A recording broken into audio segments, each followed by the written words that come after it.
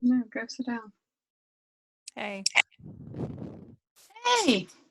let me see if I can fix this so it's not going to be an issue. Okay. So I'm sitting here talking to the dog. Oh, you're fine. Okay, try now and see if you can. I thought if you have to share it. Oh. Yeah, it's showing me a lot of things that I don't even know what they are. Although, So you just have to make sure your screen shows what you want and then go to share screen on here and then it'll come on. okay, well, I'm on my Mac and I don't know that I've shared screen from my Mac because what it shows is Google Chrome, Finder unknown, Microsoft PowerPoint unknown. It isn't telling me names. Oh, Which sucks. So let's see. Potentially, if I open it, allow to share. Okay.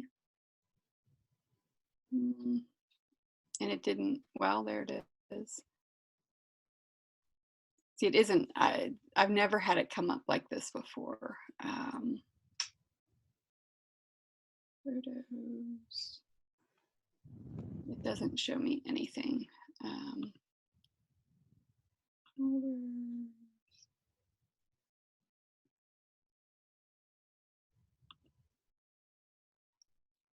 Yeah, it isn't giving me.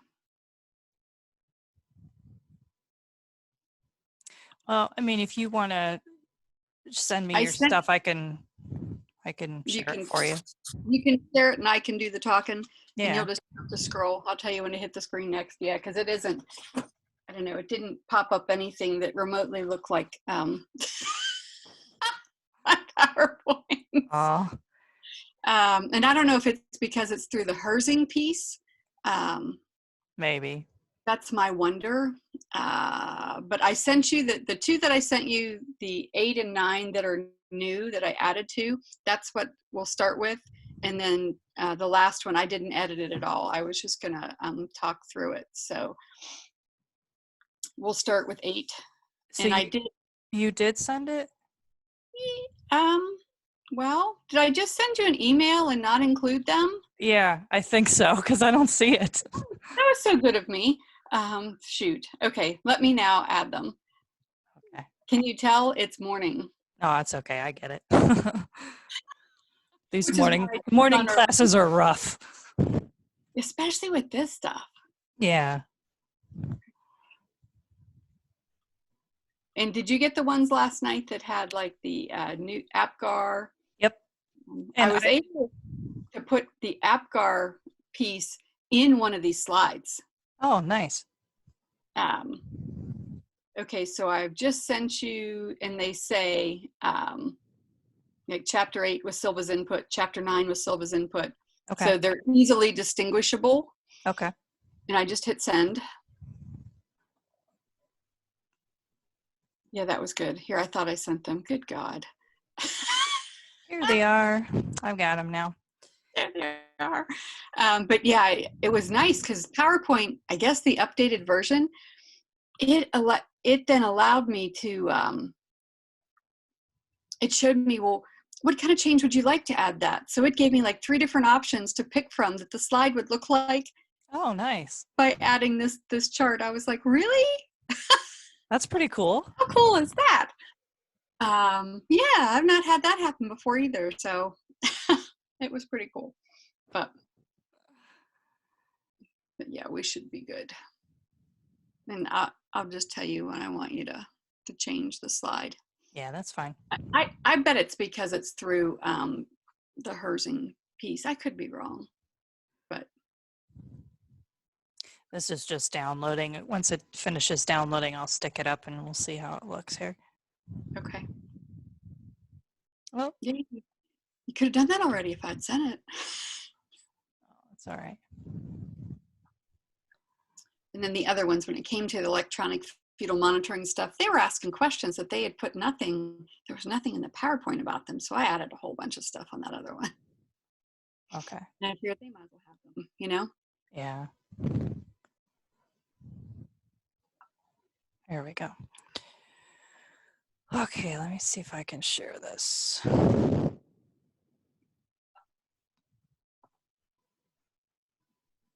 Oh, yep. Okay. Absolutely. That'll work. Yeah, that'll work just fine. Um, I, and s- I I saw like, a student jumped in here a second ago and then she went back out. So hopefully they'll come back here in a minute. But they're like, what is that? I know. I'm like, what the heck? That's okay. I know it was kind of fun to look through all my OB stuff last night. I pulled out some of my A1 stuff.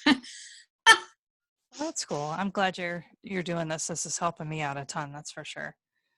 Oh, well, I'm glad. I'm quite happy to be helpful. At one time, and it's somewhere, and I really have to look hard for it. I had created a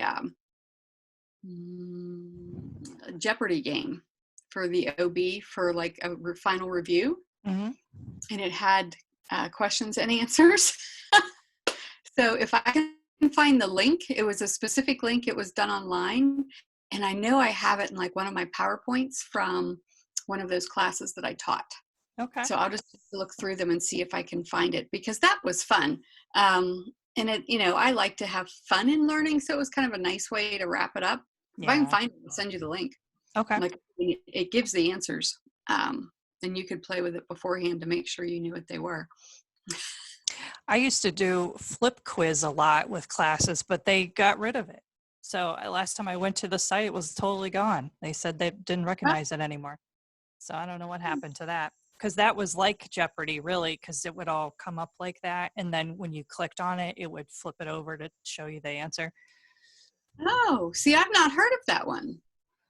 I've heard Oh. about many, because one of the people in my PhD group really liked that kind of stuff. So like in her Mhm. presentation, she always had something. So we all got very well versed because Megan brought stuff that none of us had heard of before. Oh, check out my shirt. Oh, nice. You I like it. recognize it? Yeah. Yeah. That's funny. Oh yeah, I'm gonna go with that today. Why not? As I sit in my leggings and socks. How funny to teach class and not be dressed for class. I know. I got my Herzing shirt on today because I'm running out of clothes. So I put that on. Oh, so how are things going with the classes online? Have you guys in the clinical? What do the kids say about clinical? So at first I think they were like, oh, it's new, it's kind of cool. But now I think they don't really like it as much. They're missing out on a lot, just not being, at the clinical site. So Oh, they are. Anyone that had any want to see something OB, yeah, seeing it online is nothing like being there in person. yeah. And it's such a specialty area that if they don't see it now, sort of going into OB, they're never going to see it. Yeah. Some of the other stuff they might see, doing med surg, you might get a funky something here or there, but I was talking to Kate Costello yesterday and I was showing her on ATI, they have I think it's a maternal newborn assessment module. And okay. so I was going to try and tell these students to do that. But the problem is I can't count it for points because I have all my points already done, Yeah. And these guys are like, they don't do anything above and beyond what they're required to do. So I just don't know if they're going to go do it is my issue. I wish I could make them do it somehow, but Yeah, I would agree. Unless there are points associated, you're just shit out of luck. yeah. Yeah, I don't know how to get them to do it either. What does are there any points in clinical? Does she have anything that she could ask them to do it? There's like a pass fail. Mm-mm. No, because they have 3 million different assignments that they have to do associated with that simulation. There's like all these Oh. little like paperwork things that they actually have to turn in onto Canvas and stuff. And it's just a pain. So How is she liking that end of it? I think she's all right with it. She was a little bit confused about how things worked at first, but I think she's okay now. She seems to really know what's going on, so she's nice to work with so far. Yeah, she's young. Yeah, she is young. Those young kids seem to adapt better than some of us old dinosaurs. Um, I teach online all the time, but ours, we do nothing that's synchronous, nothing. It's all asynchronous, and I have to have the whole course built before day one, because otherwise the students are in my face about, oh, we need to see this. Right. I'm working on it. I'm working on, oh, but and then if you don't get it up right away, then they trash in their evals. And I'm like, well, okay, it's got to be all ready before I open it. Yeah. Bye. Aw. But I miss the students. I really do. The online world just sucks for that. You don't see them. And I thought it would be okay, but I'm really missing being in person. So who knows? Who knows where I'll end up? And then I think about going back to the floor. Are you thinking about that? I am. If I could find an OB spot somewhere, I'm thinking about it. Well, that's cool. There's nothing wrong with that. No, I see students are hopping in. Good morning. Good morning. Good morning. How are y'all this morning? Good. How about you? Hey, I'm good, and I'm a morning person. Can you tell? You can tell. I really wish that I was the same. Well, for today you will be.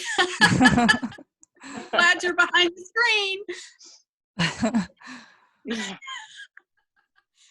My kids used to, in high school, they said, Mom, do not get up. What do you mean?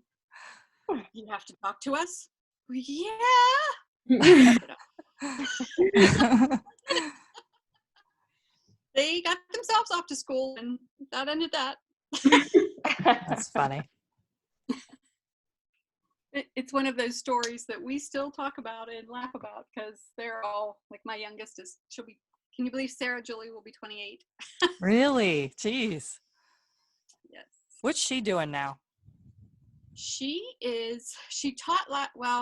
worked in the school district last year up around Altoona as an AmeriCorps person in that school district. So she did the helped kids that were doing poorly in class, and they kind of wrapped it around from helping with English and math, because she helped with every subject there was possibly out there, to being the transition classroom for kids that had mental health disorders and had spent time inpatient in mental health facilities.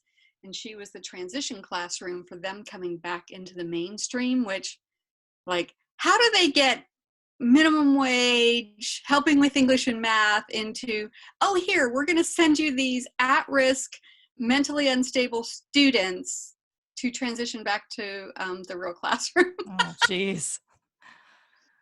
She did well with it. She likes students as well, and kind of just one day at a time. And her time in China helped with that. Yeah, I bet. Thinking on her feet, figuring out how to make it work, and her mother's no nonsense attitude. Oh, she caught it. So her classroom a safe place to be for those kids, because she didn't tolerate anything. If they wanted to be jerks, good, you can leave, go back to your room. You're not hanging out in my room. You're going to be a jerk. Yeah. Oh, I would laugh. The story she would tell, I would sit back and go, that sounds like someone I know. That's funny. So yeah, she's hoping to find a full-time job somewhere. Like, she has a master's in ed, and she's not been able to find a full-time gig. Oh. Yeah, jobs are hard to come by sometimes, especially like in this part of the country. I feel like it's just worse than other places. Mm-hmm. Yeah, and see, her biggest issue was she got a boyfriend that has a full-time job, and him moving would be way harder than her finding something here. So yeah, they've stayed here, and it is what it is. Yeah, exactly. All right, what the heck? We've got, here we go. 1, 2, 3, 4. So I'm missing 3 people. I reposted the Zoom invite on the announcements a second ago, since a couple of people were like, Mrs. Silk, I don't see the Zoom announcement. But I made a recurring one so everyone could just use the same thing every week, So I reminded them of that and reposted it again. So hopefully some other people will pop in. Yeah. You Yeah, can, 'cause you it can worked go ahead well. and I- start if you want. It's fine. Okay.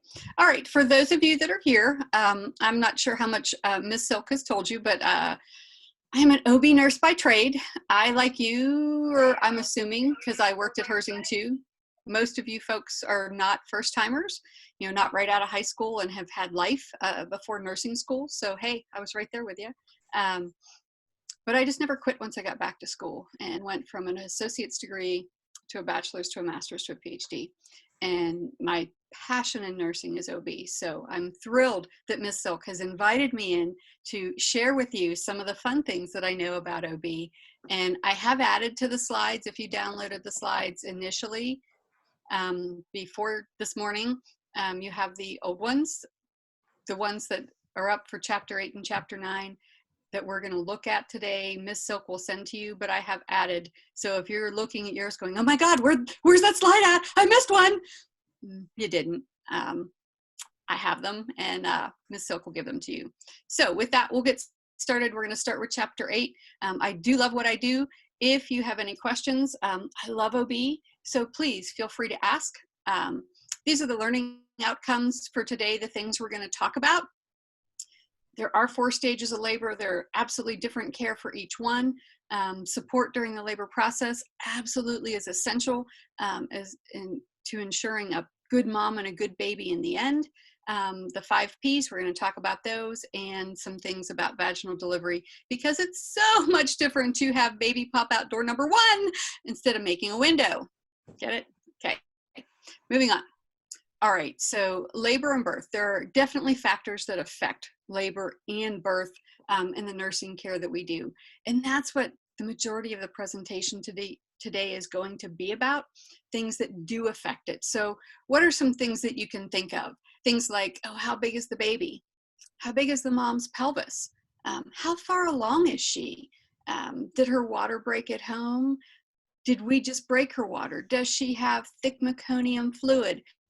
All kinds of things that affect labor and delivery, let alone cultural issues with, the cultures that don't want any men in the room, and heavens to Betsy if we end up with a male nurse or a male lab tech coming to draw blood work. So there are so many things that go into it, and it's a very private moment. If you're someone that's very private, or you're with your first baby, you're very modest, we take that from you, just saying. Off the charts, we're going to take from you your modesty. We'll give it back after delivery, but it's ours until then. All right, moving on. So the process, so some of those maternal factors. When it comes to that cervix actually opening up and allowing the baby down through, first the baby's got to drop into the birth canal, right?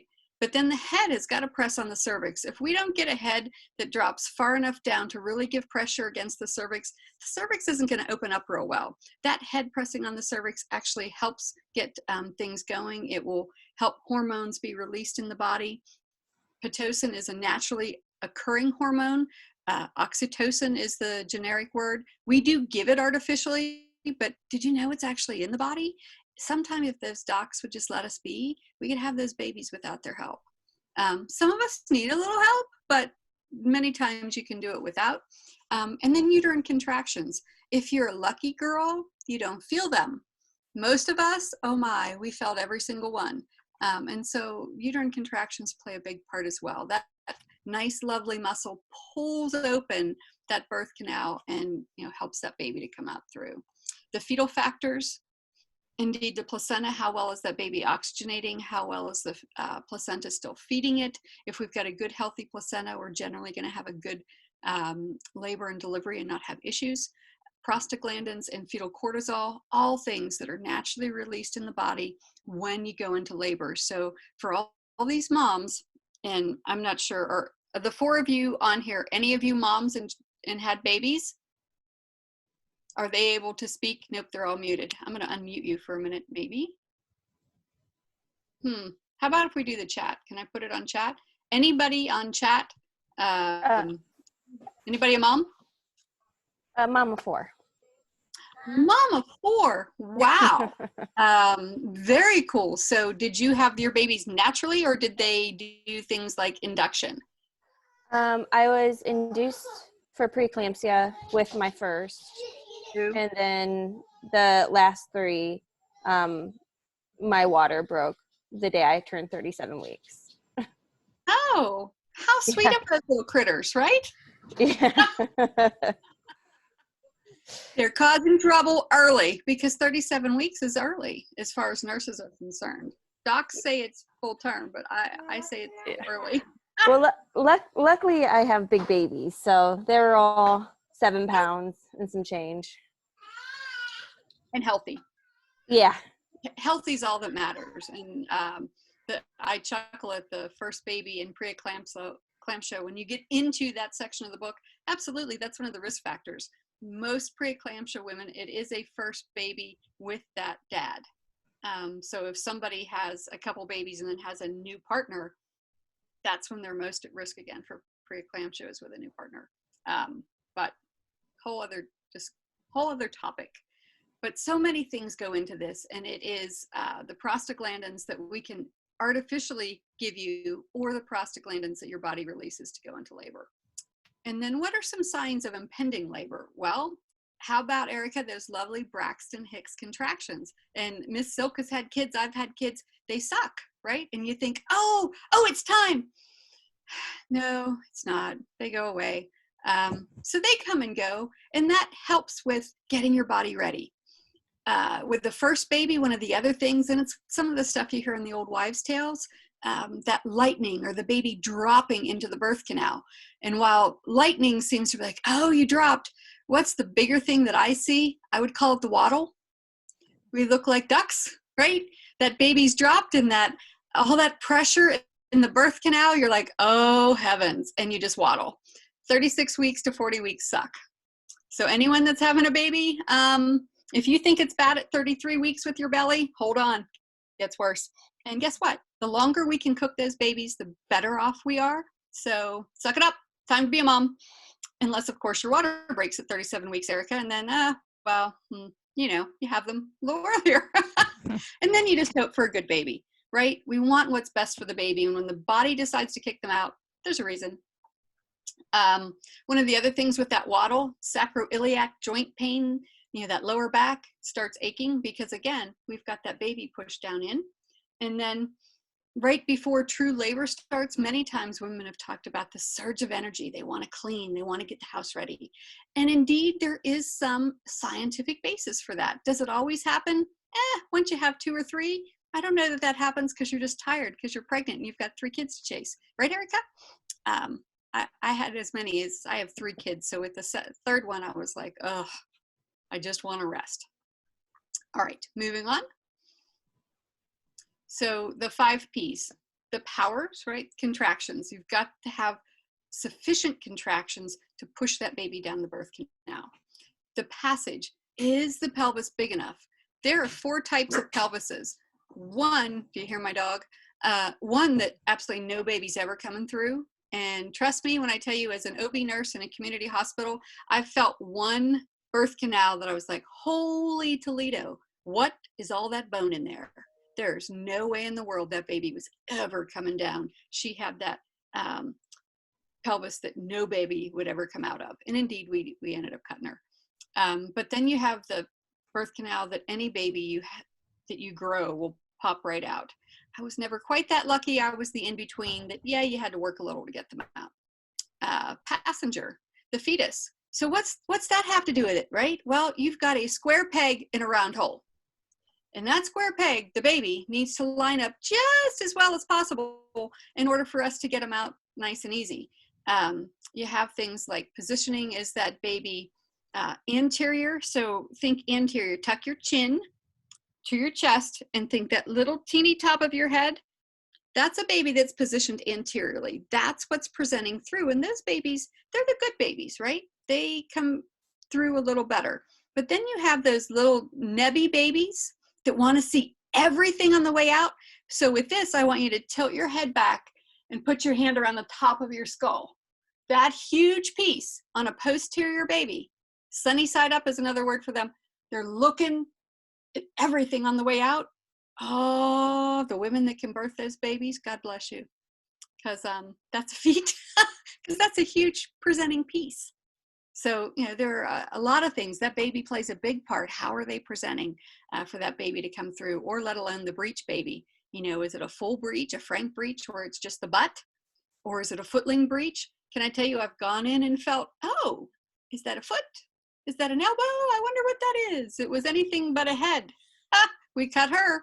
Absolutely. Don't like bringing those babies out anyway, but head first. Psyche, the response of the mom. Absolutely. This is where that support piece comes in. Whether it's a really good family member that's supporting them, or a nurse that's been there and done that. Hey, I love those people that were crazy.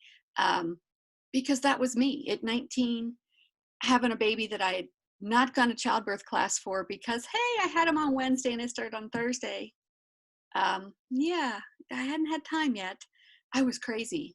And that deer in the headlights, just freaking out. Oh yeah, I needed a good nurse to settle me down, to talk me through things. And so now, as the labor girl, oh man, love those ladies. Look them in the eye, get their attention. That support will help that be a better baby. You need to talk them off the ledge. You need to talk them through things. And then position. Here in the Western world, we think laying on our backs with our legs in the air is a great way to have a baby. It fights all kinds of things that gravity would help, and so would nature. But the docs like it because it's easier to catch that baby coming out. Until they get over that, there's just no way around it. So, FYI. All right, next slide. AWHONN, that is the association for those of us that work in the perinatal area. And we actually, the unit I worked on, we did a whole lot with AWHONN. AWHONN is good for telling you how to do things the right way, good evidence-based practice. Some of that we're going to talk about. And when you work in labor, we always put our new nurses through something called electronic fetal monitoring with AWHONN. And they talked about more than just looking at the strip. It was how you took care of the mom, how you did the hands-on pieces. And we're going to talk about some of that today. Support in labor is absolutely essential to have a good baby and a good outcome for both mom and baby. Next slide. So the stages of labor. You do need to know that there are stages of labor. That first stage, you want to think the first stage is getting everything ready. You stay in the first stage up until you start pushing. You hit complete cervical dilatation. See my hands? That'd be 10 centimeters. If you measured, I'd guarantee it. Done many a vag exam. Well, yep, there's a head in there. At 10 centimeters, that's when you pop to the second stage. But it's not until you hit complete cervical dilatation. Now, with the first stage of labor, it has more than one stage itself, and we're going to talk about that. But to start with, know that there are 4. The first set, that's getting everything ready. Mom's got to breathe through contraction. She's got to wait. She shouldn't be pushing. It's the hardest part, in my opinion, to get and wait till you get to 10. Now, in the second stage, for all that mom that's crying and fussing about what hurts so bad, well, the second stage, now we get to work with that pain because you get to push. Every time there's a contraction, you can push through with it. And that is truly what helps things move along. The third stage, once that baby's out, stage 2's over, and we go to the third stage, which is delivery of the placenta. Now, if you go to a midwife, they're going to clamp off, possibly. They may not even clamp it off. They just may pop that baby onto your belly and not even separate mom and baby. And they're going to wait for the body to do its own thing, more contractions, and for that placenta to be pushed out. If you're delivered by a doc, oh no, they're going to give some traction, and they're going to make sure that that placenta delivers just as quickly as they can get it out, which is usually about 2 minutes post-baby. If you're a C-section, we go in, they actually go in with their hands and dig it out. And then they feel in around the uterus to make sure they got it all. Lovely view for the morning breakfast, right? Sorry. And then fourth is that immediate postpartum piece. Once that placenta delivers, folks, then what the biggest worry we have is that mom going to hemorrhage? Because that's when you have the most chance to hemorrhage. If mom's uterus does not contract right after that placenta comes out, you've got 200 wide open vessels. You want to think you've cut your finger open, and if you put no pressure on it, what happens? It bleeds like a sieve, right? Well, in the uterus, there are 200 vessels in there. And once you pull that placenta off that uterine wall, you've got 200 wide open vessels bleeding. And in the uterus, that delivery, 500 milliliters per minute are perfusing. Can you imagine pumping out in the stage 4, 500 milliliters a minute? How quick are you going to bleed to death? Pretty darn quick. So of the utmost importance to know what you're looking at. Once that placenta comes out, that uterus has to contract in order to not have a mom that ends up not going home with that beautiful baby that just came out. And so, quite frankly, we've talked about things, process and interventions as we went through. Erica, what do you remember as the first thing that happened after the baby, after the placenta? Do you remember what was done first to you, other than sewing up your bottom? What was one of the first things they did? Where did they touch you at? Well, they started massaging my stomach. Yes, right answer. So that's the right answer many times. One of my friends would tell you in an OB class, when you have a choice and you don't know what to answer on a test question, massage the fundus or check fetal heart rate. And for this question, the baby's out, so we're not checking a fetal heart rate, right? The first thing you want to do in that 4th stage, somebody, whether it's the doc or the nurse or the midwife, they're going to massage that fundus. They're going to check the top of the uterus. We need to make sure that that muscle contracts. And so if you hemorrhage, I'm going to tell you, I've had women pull my hand away. No, don't. Girlfriend, I'm really sorry, but do you see that beautiful baby over there? I would like to see you go home with that baby. Allow me to do my job. If I do it right, you go home with your baby. If I try and be too nice, you could die. End of story. Now I would wait and give other education before we got to that, or you could die. But kids that I've had for a whole OB class would laugh and say, oh no, that's one of the first things we say, right? Because it's true. But so processes through them. And one of the biggest things today in this, we've kind of come full circle.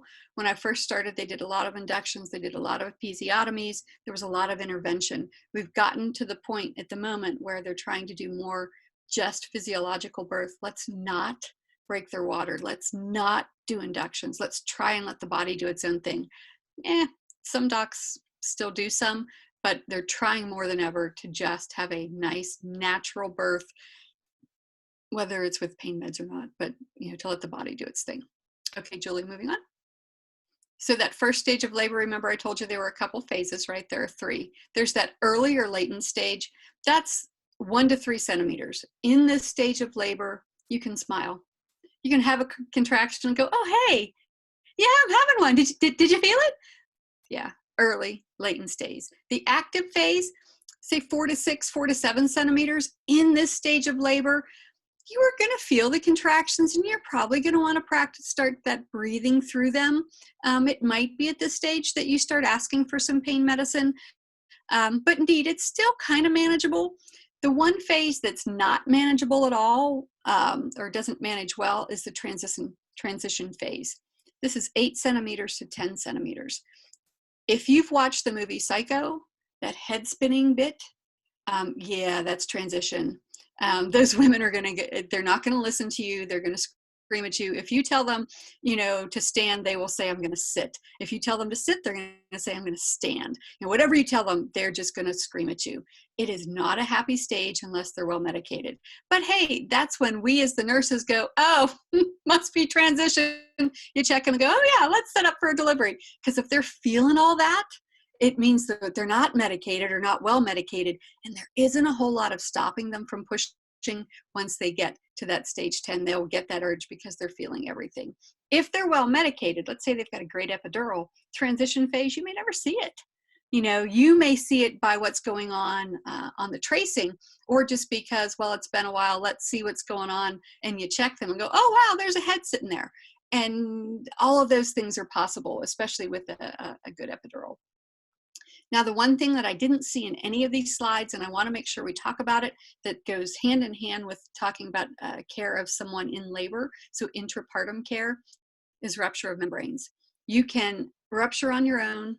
You can rupture artificially. So AROM is artificial rupture of membranes. That's when a doc goes in, and I will tell you it should always be a doc, because one of the absolute worst possible case side effects or things that can happen post rupture of membranes is that lovely cord to come out in front of the head, prolapse cord. If that happens, you need to do a C-section immediately. There is no more discussion about a vag delivery. You go straight back to the OR, end of story. So it should never, never, never, never should it be a nurse breaking water. Never should water be broken artificially without it being a doc, without everyone being ready that we know in our heads we could go to the OR immediately. Does that happen often? No. But when it does, it is one of the scariest things you'll ever live through. And at that point, your nursing, all your training kicks in, and it's after the fact that I can remember sitting in a corner bawling, going, holy Toledo, I knew what I was looking at. Oh my God, what just happened? And that mom and baby were fine, but you got to know that that's a possibility. So artificial rupture of membranes or spontaneous rupture of membranes, what are some things you need to know about that? Well, I like to eat, although I do it much better now because I've learned how to exercise too, but taco is what you want to think with rupture of membranes. Taco. T is time. What time did it happen? Vitally important to know what time it happened. And if it happened at 09:52, I want you to write 09:52. I don't want you to round it up to 10 o'clock or, at 09:14. Do not round it down to 9:30. You need to know exact time that happened. Why do you think? How about infection? Once we've opened the membrane, that we've opened a portal for infection. We need to be very aware that now we're at risk for infection and we're watching. So time, what time did it happen? Taco, A is next, amount. How much came out? Was it just a trickle or was it a huge gush? What did we have? Time, amount. C is color. So was it nice and clear like it should be, or was it kind of pea soup green or really thick and black? If it's either of the later two, that's meconium, that first stool of a baby. That's not a good thing. If you have a meconium stained fluid baby, then you want to make sure you have a pediatrician there for delivery. You never know just how much that baby's gotten into its lungs. If indeed we've got a baby that has swallowed and inhaled the meconium, they're going to need lots of extra care. So you want a pediatrician on site for any baby that's got meconium fluid. So very important to know, because you're going to want to notify that pediatrician for the baby way before delivery happens so that they know at a moment's notice they're going to get called down for a delivery. And then O is odor. Does it smell?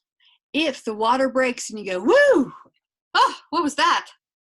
Okay, we have a problem. And again, infection, right? If there's an odor, then that means there's a problem. If that baby's infected, you want to think you've got a sick baby coming out. Again, you need a pediatrician. You might even already be seeing it on the fetal tracing that there's an issue. But if there's an infection, if there's risk for infection, if there's meconium stained fluid, you want an extra pair of hands or two or three for that delivery because you may get into trouble. So it's very important to know when rupture of membranes occurred, what time it occurred. Once it's happened, you're going to want to take a temp on that mom every 2 hours. And as soon as she starts showing an elevated temp, that's when we start going, a second direction. Do we need to add antibiotics? Are we thinking it's been too long? Do we need to do a C-section? You do want to monitor closely once their water's broken. Plus you want to monitor for, do you have a cord hanging out? If that head is not well positioned and right up against the cervix, once water's broken, that cord can come out of head of the baby, and then you're in trouble. Because if you take a straw or anything soft that's a round cylinder and push your two hands against it, what happens? Nothing flows. If the cord can't take blood to and from the baby, what do you have? Dead baby. That's what you have. So rupture of membranes is a cool thing to see it happen, but it absolutely can signal problems. You want to be careful once their water's broken. All right, moving on. So this question, which one of these is the first stage of labor? What's the right answer? Dana. D. Absolutely, all three of them. Yep, absolutely. All right, moving on. down to the next one. So the fourth stage. Again, I can't stress enough that in the fourth stage of labor, the biggest issue is postpartum hemorrhage. When that placenta comes out, and I had one doc that said he managed the release of the placenta by giving Pitocin. So if you've got a doc that likes to do it that way, or as soon as the placenta's out, what you would hear in the room, if unfortunately y'all were getting to go to the labor rooms and experience labor and delivery in person, you would be listening to hear that doc say, okay, placenta's out, start pit.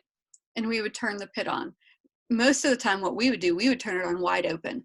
So I would have 20 milliunits of pit in a 1,000-liter bag, and we would crank it open 999, and we would just flood that mom with pit, because it causes that uterus to contract, which is what we want. We want a contracted uterus to prevent them from bleeding to death. If you've got a uterus that you've started the pit and now you're checking and they still aren't contracting, start with fundal massage next, right? Massage the fundus. If that isn't enough, if it's still not contracting, if you're in the delivery room, the doc's right there, he's going to be seeing this just spigot of red blood running out of the bottom. He's going to be saying, hey, massage the fundus. Hey, dude, I am. So now what? The next one on the list is usually Methergin, which is that lovely big M generic word. So know that I call it Methergin, just saying. And Methergin is an IM injection. Methergin will do a great job of contracting the uterus, but got to be careful with it, because if you've got a patient like Erica's first delivery that was preeclamptic, we never would have given Erica Methergin. Why? Kyle or Kylie? It's Kylie. Kylie. So Kylie, why, if you were listening to what Erica said, why would we not give her Methergin? Why did what'd she have with her first baby? Preeclampsia. And what does that mean? Do you know? That she had hypertension, gestational hypertension.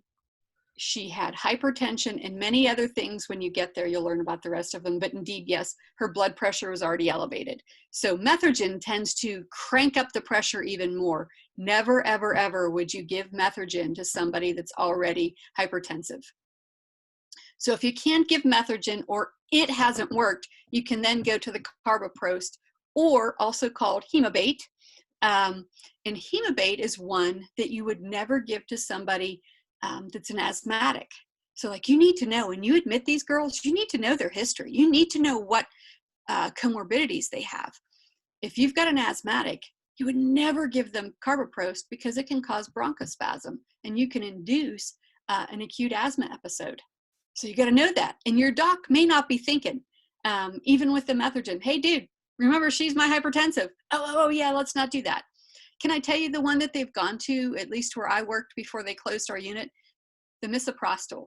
Misoprostol doesn't have either one of those side effects. And it's one that we don't give as a IM injection. Both Methergin and Hemabate, or the Carboprost, are both IMs. Misoprostol you do rectally. So you can do up to 1,000 micrograms, and it is micrograms. That rectal mucosa, it absorbs quickly, and man, does it really cause that uterus to contract. It's a lovely option, not one that was used years ago, but is truly catching on as a great second. It hasn't made it there yet, but it certainly is getting there. One of the side effects of the Misoprostol that you want to be aware of is if you've given somebody 1,000 Misoprostol because of a hemorrhage, and they pop a fever, a few hours later, it's probably from the Misoprostol. And you need to remind your doc, hey, remember she hemorrhaged and we gave Misoprostol. She does have a fever. Can we just watch it and see what happens, or draw blood work to check and see if there's any infection before you start flooding them with antibiotics? Because 9 times out of 10, that Misoprostol will have caused that fever. And so then assessment. One of the key pieces with assessment, that postpartum assessment, is it's a 2-hour deal that they call recovery.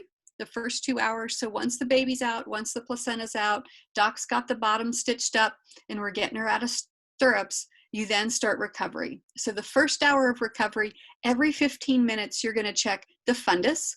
So you take I am right-handed.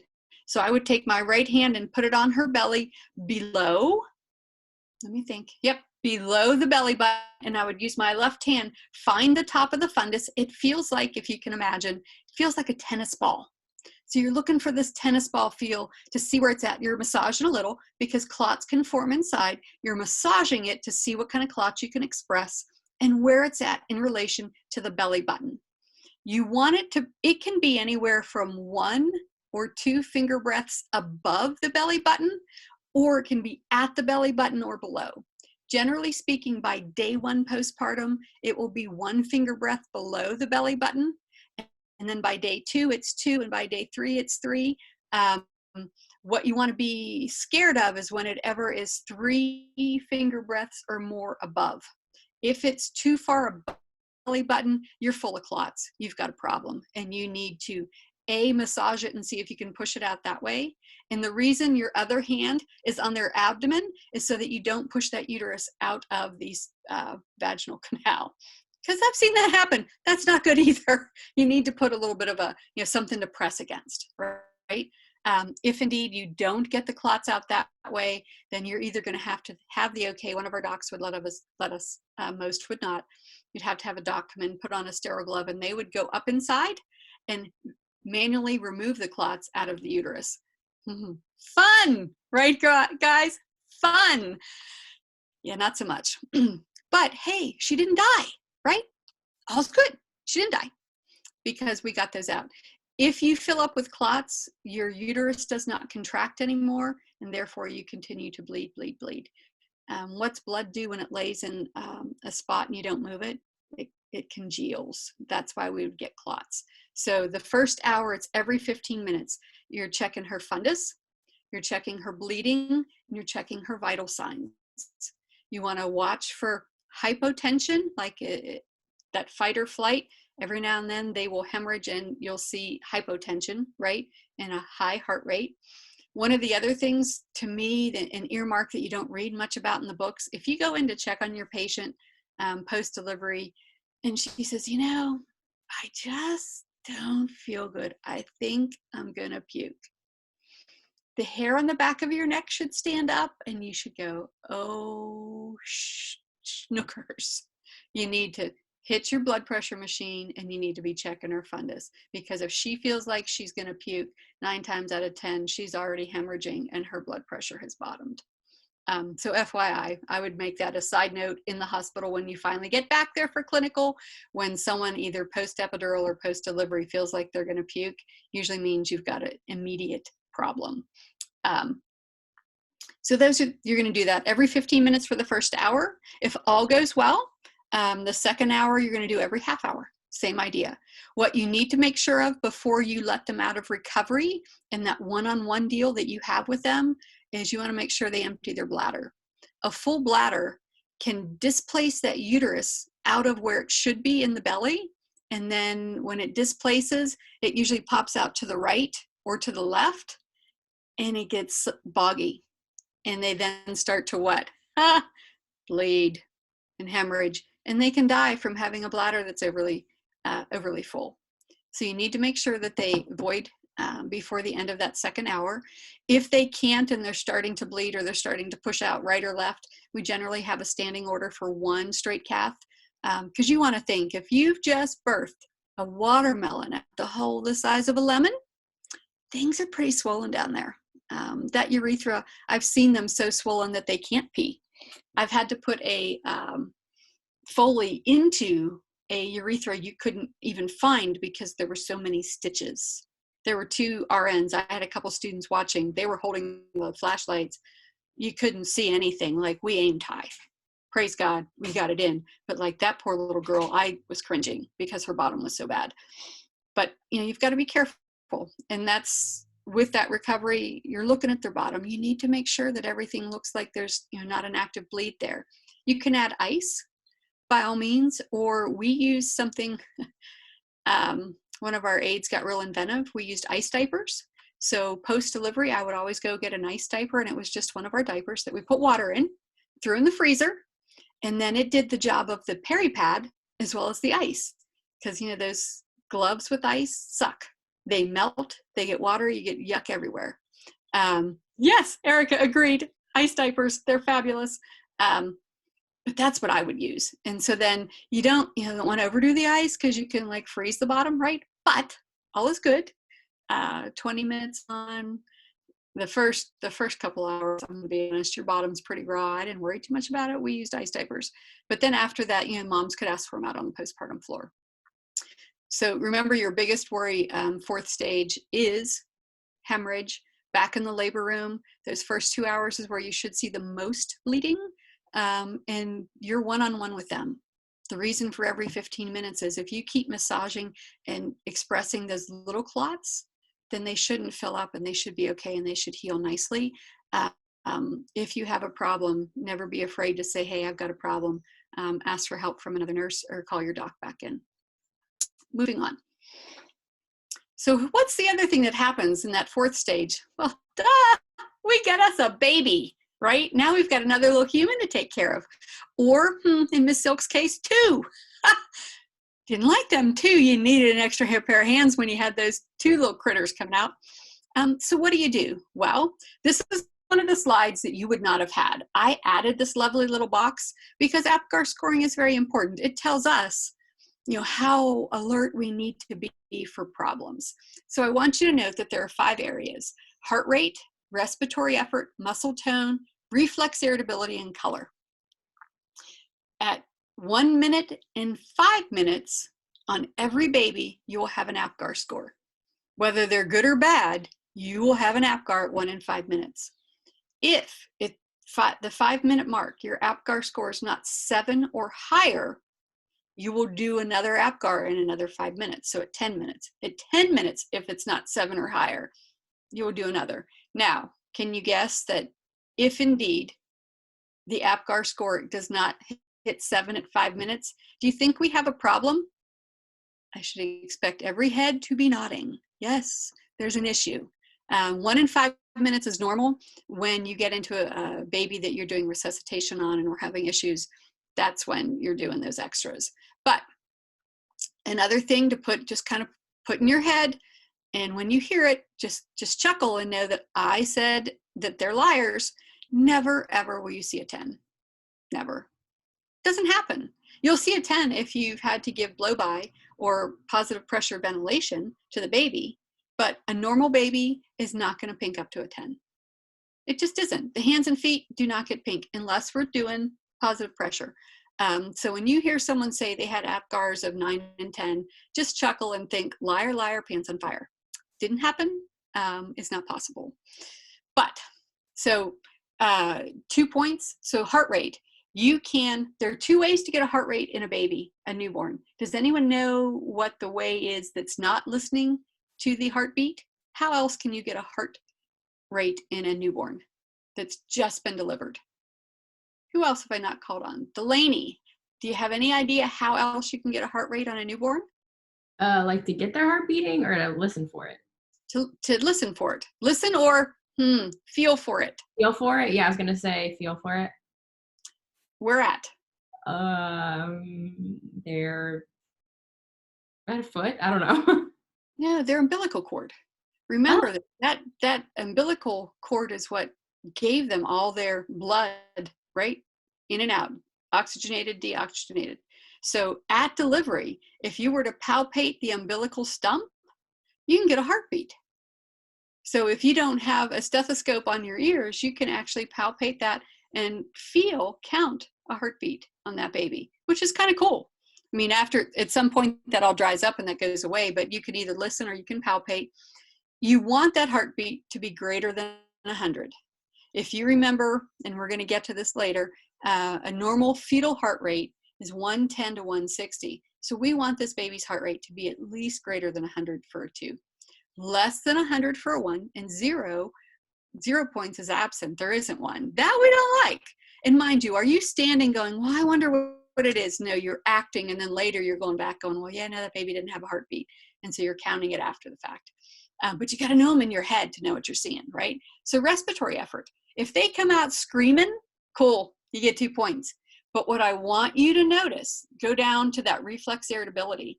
If you've got a baby that's got a good cry, not only do you get 2 points for respiratory effort, you get 2 points for reflex irritability. So you get 4 points for that. That's where most test questions, especially when I read them, would trip you up. Because I would give you a good cry and give you 4 pieces, not 5.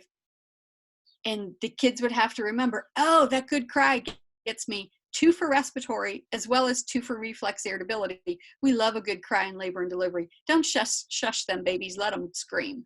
I like a screaming baby in the labor room. But respiratory effort, otherwise slow and weak cry, you only get 1 point. And of course, not able to take a breath is a 0. You'd be thinking positive pressure ventilation way before you got to counting any numbers. Muscle tone. We want them to come out where they're flexed, right? That they've got their arms and stuff curled up. If you've got a preemie baby, they tend to have everything just straight out. Their arms, legs are straight. Or if they're a sick baby, they tend to just have no muscle tone at all, and they're very flaccid. Reflex irritability. This comes with that really great cry is 2 points. A grimace just means they kind of make a face at you, or if you're touching their feet, the great way to stimulate them is to like flick the bottom of their feet. If you're rubbing and doing and trying to get them to like perk up, they may, and that would be a grimace. You get 1 point. I'm not happy with that, but at least it's better than a 0 and no response. Now color, this is the one that if you're going to lose a point somewhere, it's usually in color. Rarely, short of lots of positive pressure ventilation, will you have a baby that's completely pink. Normally what you have is that one, the pink body, but blue extremities. That is the norm. At 1 minute, I would not expect a completely blue baby either. If you've got a blue baby with no color, it's not a good thing. A 0 is never a good thing. A 1, you do expect. The golden hour, the other phrase on this slide, the golden hour has to do with breastfeeding. And that first hour post-delivery, mom's colostrum, she has the most colostrum she's going to have at one sitting. And so if we can get that baby to breast in that first hour, that baby's going to get a whole lot of nutrients. You want to think colostrum is very nutrient dense, but very, very little of it. So if we can get the baby to breast quickly, woohoo, and baby gets what they need. Moving on. So managing pain during delivery, again, you first want to think cultural influences. One of the first things I think of was, Tom, what's his name? Is it Tom Cruise? His wife, and when they were it was the religion that he told her she could not have anything for pain and couldn't have an epidural. God bless her for saying, bite me. It's my body, it's my baby, and I'm having an epidural. Like, yes, because it really should be the woman's choice. There are cultures that choose not to have anything for pain and don't want their folks to have anything for pain. That's cool. If they've learned how to breathe and some of the other pieces for that non-pharmacologic, the massage, counter pressure when they have a contraction, you put your fists or a tennis ball on the back where they hurt the most, rocking in a rocking chair or on one of those big balls, or walking.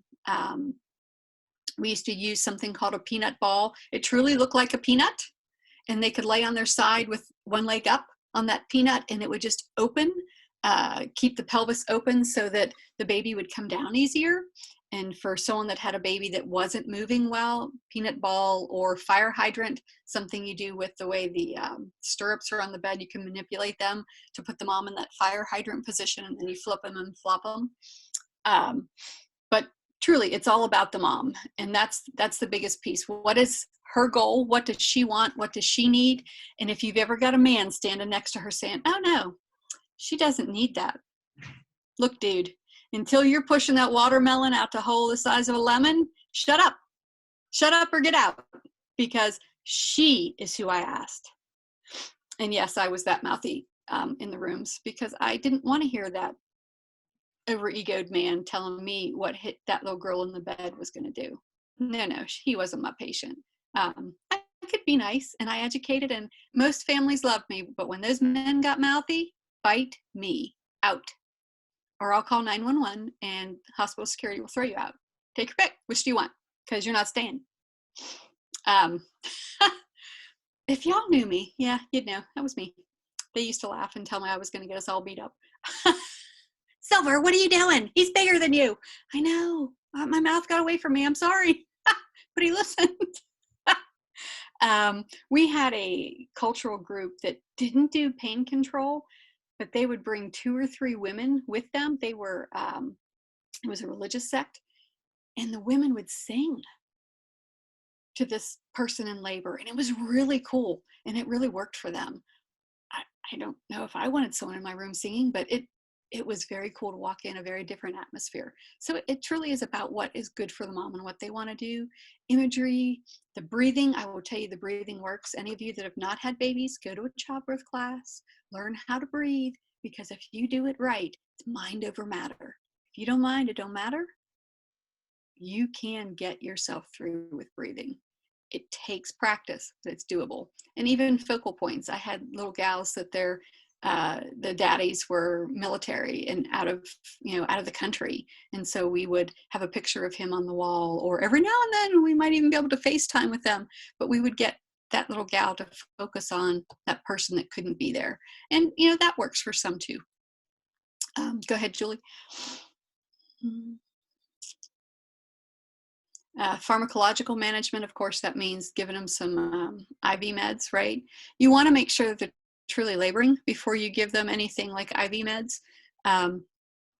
But Stadol's one that we used a lot. I don't know that it's around much anymore. Nubane's another one that we used. Fentanyl, not quite so much, but I think it's kind of replacing the Stadol. I've seen it used more often.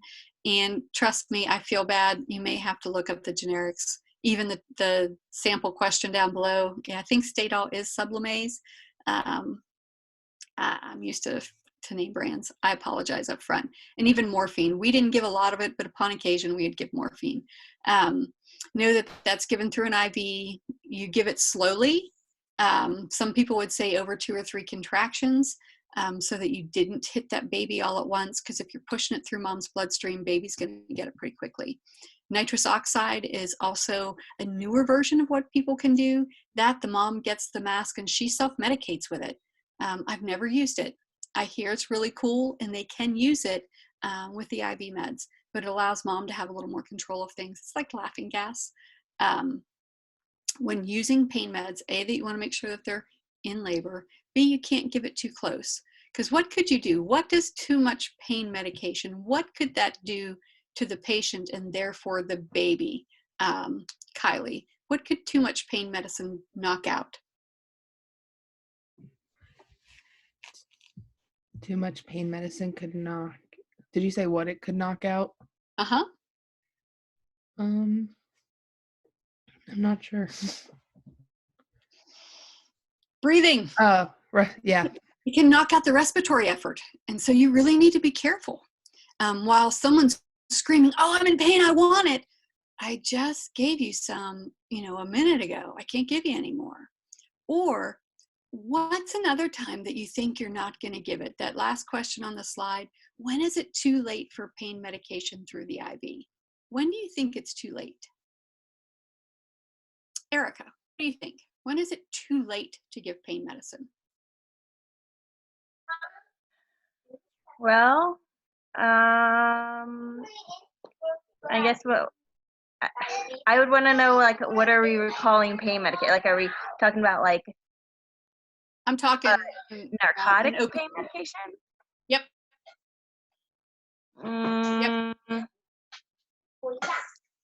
I don't know, honestly, because I feel like I've heard so many different answers, but I could also be wrong.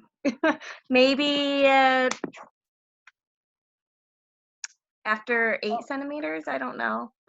And that's a good rule of thumb, Erica. If you're the nurse and that mom has been painfully slowly going through the stages, and you don't expect she's going to go quickly, you might give a dose at 8 centimeters, but certainly by the time they're in full transition, you would never give pain medicine. That's when they're going to scream the most if they're not medicated well. But at that point, it's too late. If there's someone that it's taken all day even to get them there, it might be a call. You might talk to the doc and say, what do you think? This is when I checked her last. This is what we're looking at. You might, but the biggest concern would be if you give that pain medicine too close to delivery, you could knock out respiratory effort in the baby. And that's why you need to be careful with the IV pain meds, the opioids, when it comes to too close to delivery. So if you've got a mom going quick, I've had one at 5 centimeters. It was like her third baby, and she wanted an epidural. And I'm like, dude, it's 7 a.m. Surgery's just started. That's not going to happen. I can probably get you 1 dose of pain medication. Well, I gave her that at 5, and we're talking half an hour to 45 minutes later, we had a baby because she just went swish. So you kind of got to read your patient. Every now and then you'll give some at 4 or 5, and then they go quickly. But truly, when they get to 8, 9, 10, you're right. That's when you're thinking, oh, I'm sorry, I can't give you any. Short of it being an exception, yeah, I would not give it 8, 9, 10 centimeters. And then the one thing you want to keep in mind, and it's much more popular today, is the Narcan. So for the mom and the baby, if you get into an over-medicated situation, you want to make sure it's at least in your Pyxis. Y'all know what I mean when I say Pyxis? Yes? Yeah. Yeah. Okay, yeah, and that we would keep it in the Pyxis. We never got it out for each delivery unless it was a drug user, and every now and then we would have to use it before delivery because they came in overdosed. But definitely want to make sure Narcan's on hand. So using pain meds is very appropriate in labor. If there's somebody that's on methadone, can I tell you, pain meds don't do much good. An epidural many times will kind of get them comfortable, but any of the others, if they're a methadone patient or a, what's one of the other ones? Methadone's what they would come in on. You're not going to get good pain control. And even post-delivery, pain control is going to suck. But you want to think with them, you want to go more towards your Motrin and those kinds of things post-delivery, because methadone floods those receptors and prevents the other stuff from working. So it's pointless to give them Percocet on top of methadone. You've blocked the receptors. That's what methadone's for. So those are all things to consider depending on what your patient population is. All right, next. And so one of the other things, and about 75% of our patients who went this route, was the epidural. In your book, they're going to talk about other types of blocks. FYI, no one does them. I wouldn't worry about them. Know that an epidural, if someone's going to do a block for someone that's laboring, an epidural is what's going to be done. If you're talking C-section, it'll be a spinal. Sometimes they'll do an epidural, but if you ever have the choice between epidural and spinal for a section patient, let them have the spinal. The epidurals wear off. They don't work well enough. They're not deep enough. They suck. You might get a good one that works, but my experience is those patients felt the end of their section, and I used to just cringe, like, dude, why didn't you just give her a spinal? But so once they ask for an epidural, there's some things you need to know. When you go into the hospital to get admitted, one of the first things they should do, Erica, correct me if I'm wrong on where you admitted at, but they should have drawn blood work and done a CBC. Did they do that for you, Erica? Oh yeah. Oh yeah. And so what do we think, ladies? What are they looking for in a CBC? Why do we care that they drew one on admission? What's in a CBC and what are we looking for? What would be pertinent to whether or not they get an epidural? Delaney, what do you think? I have no idea. Okay, Kylie, any ideas? I'm sorry, what was the question again? See, and this is how I am. I'm so sorry. In a classroom, y'all would really hate me. If you're getting an epidural, the first thing they do when we admit you to the hospital for labor is draw a CBC. What in a CBC will tell us whether or not they can have an epidural? I'm trying to think what all is in. Okay, we'll go there. What's in a CBC? Like your hemoglobin, your hematocrit, H&H, right? So your red blood cells, your white blood cells, and what's the last component? platelets. Platelets. So out of red blood cells, white blood cells, platelets, what do you think we're worried about with Your platelets. platelets? Why? For your clotting time. Yeah, because where are we sticking that big hunk of needle? If you've never seen one, those needles are freaking huge. We're shoving a needle into your spinal column. One of the biggest concerns is whether or not they will bleed out. So if they're, what is normal, Kylie, on on platelets? What's the normal range? Is it? I don't know. Dana, help her out.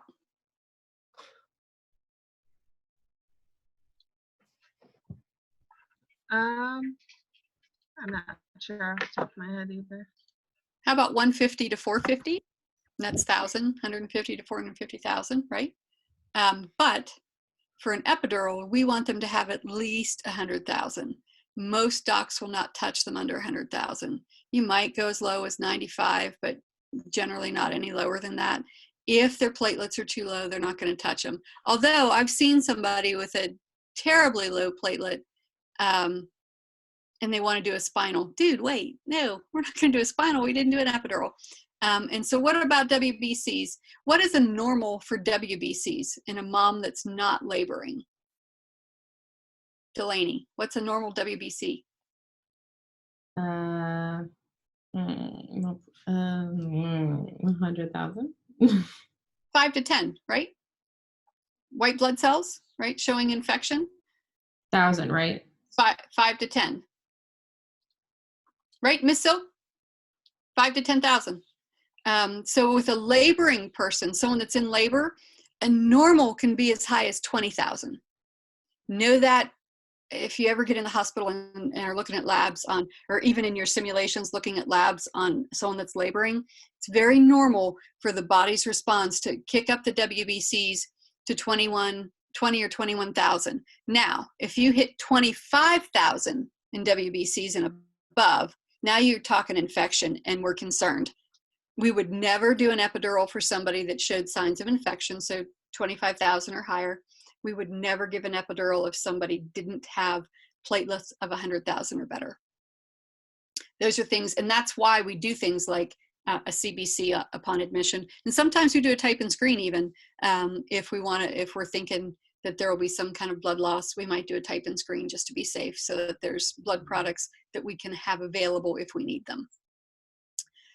So know that happened first. So we're looking at the labs. As soon as they say, hey, I want an epidural, you, the nurse, needs to look at the labs and say, we can or we can't.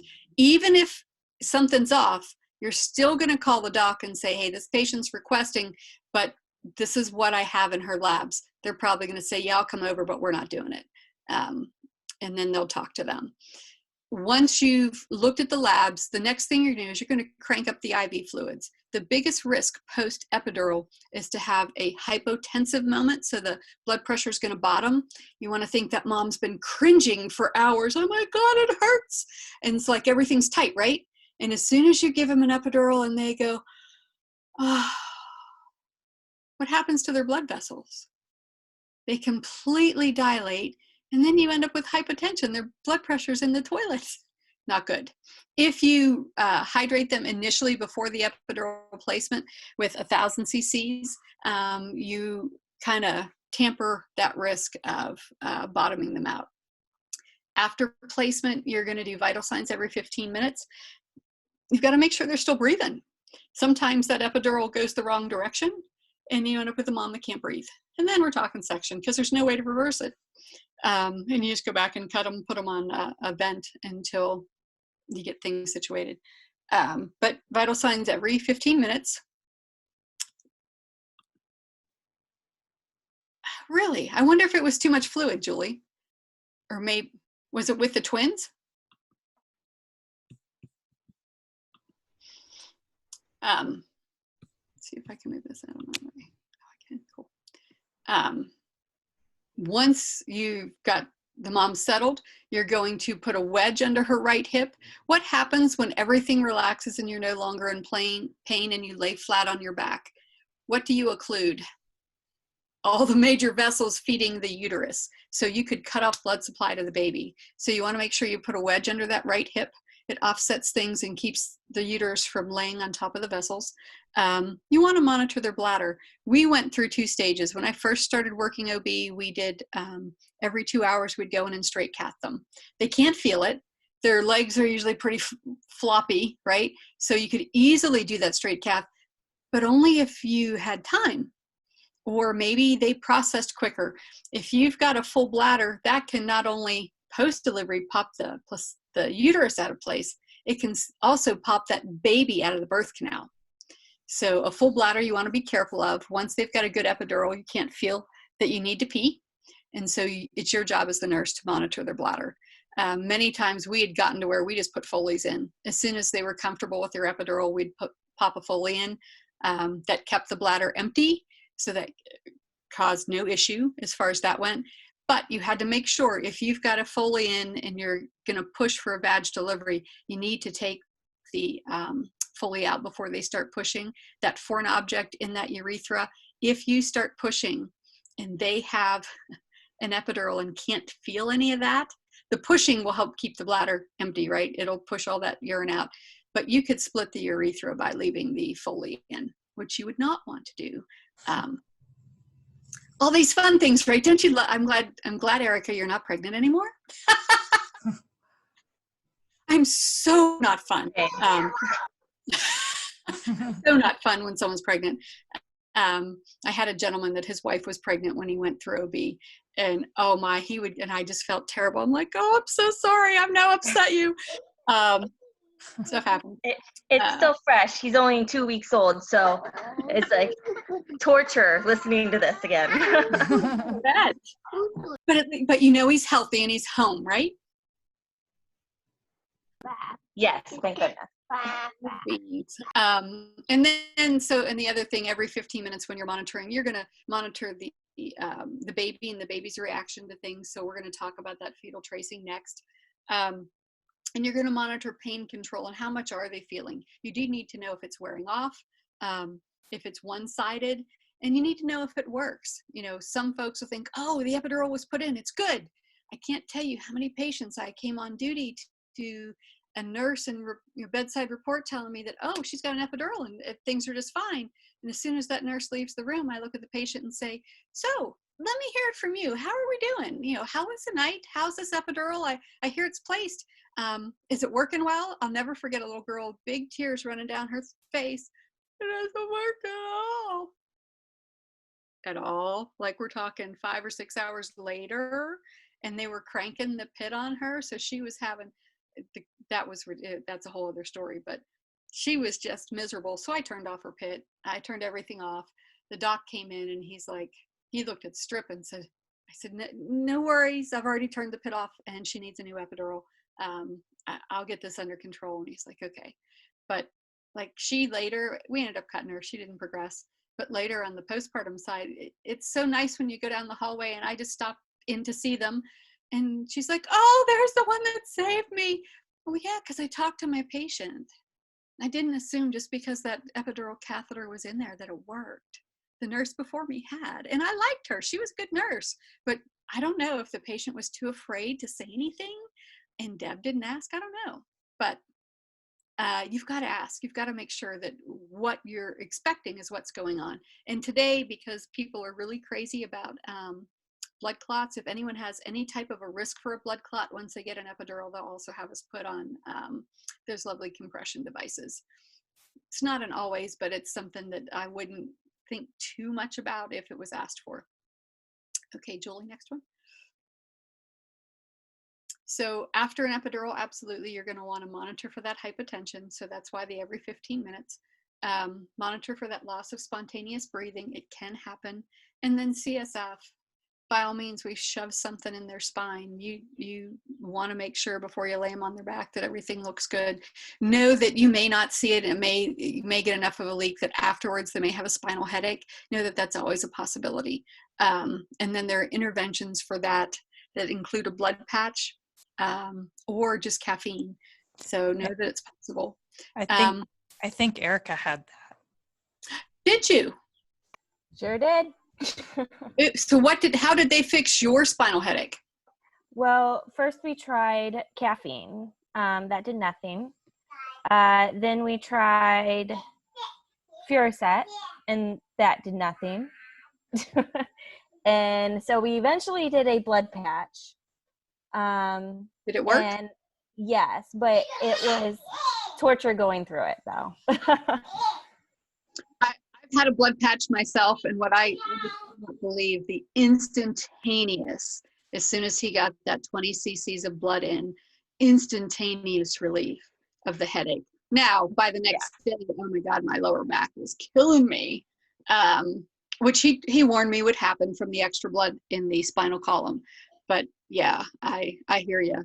When they don't want to jump right to the blood patch, sometimes I just shake my head and go, well, you know, it's what absolutely works. But yeah, absolutely. And so if you've got someone with a spinal headache, the key sign of that, and Erica can concur with me, is that when you sit them upright, their headache gets far worse, and then you lay them down and it gets better. Key sign that it's a spinal headache. So that's what Delaney was asking. A spinal headache just means that you've lost some CSF. When they go in to put the epidural in, it creates a hole in that lining of your spinal column. And so CSF, cerebral spinal fluid, can leak out. That causes the headache.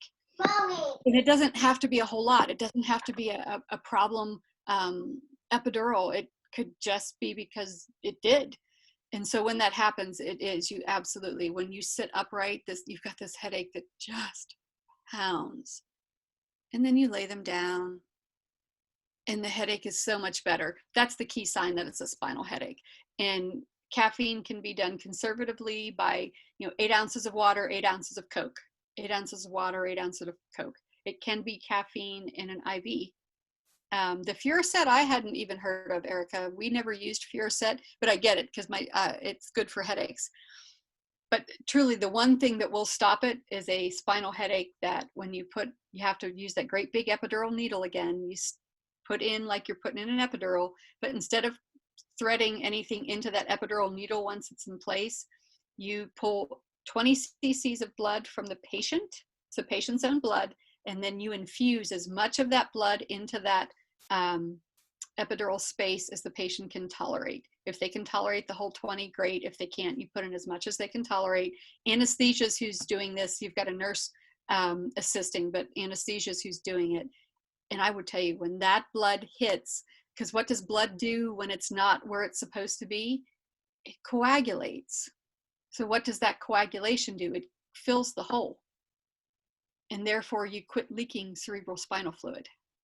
And your headache is instantaneously gone. You ache otherwise, but it's instantaneously gone. Does that explain it well enough, Delaney? Yeah, thank you. I don't know why I just couldn't figure out in my head what that meant. Oh no, that's okay. And that, because I've worked it so long, if there's something I say that doesn't make sense, please, either say something or shoot me a text, that's fine, or a chat, that's fine. And then the other thing that I want everybody to think about, and it does come up in one of the other chapters, but intrauterine resuscitation. When you're working with mom and baby still in utero, when you start seeing a problem, intrauterine resuscitation is what you do. And so there are 4 to 5 steps. The first step always is flip them, flop them. So you're going to change their position. You want to think you've got a baby floating in water. And if it's holding onto its cord, if it's laying on its cord, if it's doing something funky with its cord, if you turn mom, that baby's a cork in water, and it will kind of float up to where you turn mom to. And so it'll take the pressure off the cord. So you automatically, within 30 seconds to a minute or so, you see this better tracing. So you flip them, flop them is what we call it, or pancake them, turn them. If that doesn't work, you increase their IV fluids. The only place in a hospital setting that you can ever monkey with IV rate and not have to go to a doc for an order is the labor room. We have standing orders that if you see something on the tracing that tells you it's bad, you can automatically crank that IV open to 999, flood them with fluid. A 500 to 1,000 cc bolus can take a bad tracing to a good tracing. If you've got a preeclamptic, you want to be really careful. And so you're not going to be able to do the boluses that we would do with healthy moms, but know that that's step 2. Step 3 is add oxygen. If you're ever given the choice to give a bolus before oxygen, they're wrong. Oxygen is third. And oxygen, you only want to leave on that patient 30 minutes. If you leave oxygen on a patient longer than 30 minutes, A, it's not going to change anything. It would have changed it by now. And B, you've got free radicals floating that could cause more damage than they do good. Mom should be on oxygen for 30 minutes. If it's not improving the baby's tracing, take her off, because it isn't going to change. I will guarantee you, unless mom's sats are bad, having mom on O2 for the baby after 30 minutes of no change, just take her off. It's not going to help anymore. So that was step 3. And then with step 3, if you add oxygen and your patient's on Pitocin, turn off the pit. And when a doc argues with you, tell him to check, you'd be able to quote A1 standards for him, because if you've got oxygen on, it means there's a problem, and pit is one of the stressors. Turn it off. If you have O2, you do not have pit. And then step 4 is vag exam. You need to see what's going on. Has that baby just all of a sudden gone swish? Oh my God, I've got a head. And that's why the tracing went to crap, that nothing helped. Or, maybe you're feeling an elbow or a foot or a cord. You need to do a vag exam to see what exactly is going on. And then step 5, you're going to take the bus. Now, this was a term that we used where I worked. Take the bus means let everybody know. You're going to talk to your charge nurse. You need to call your doc. If you call your doc first, before you've changed position, added IV fluids, tried O2, and done a vag exam, guess what that doc's going to do?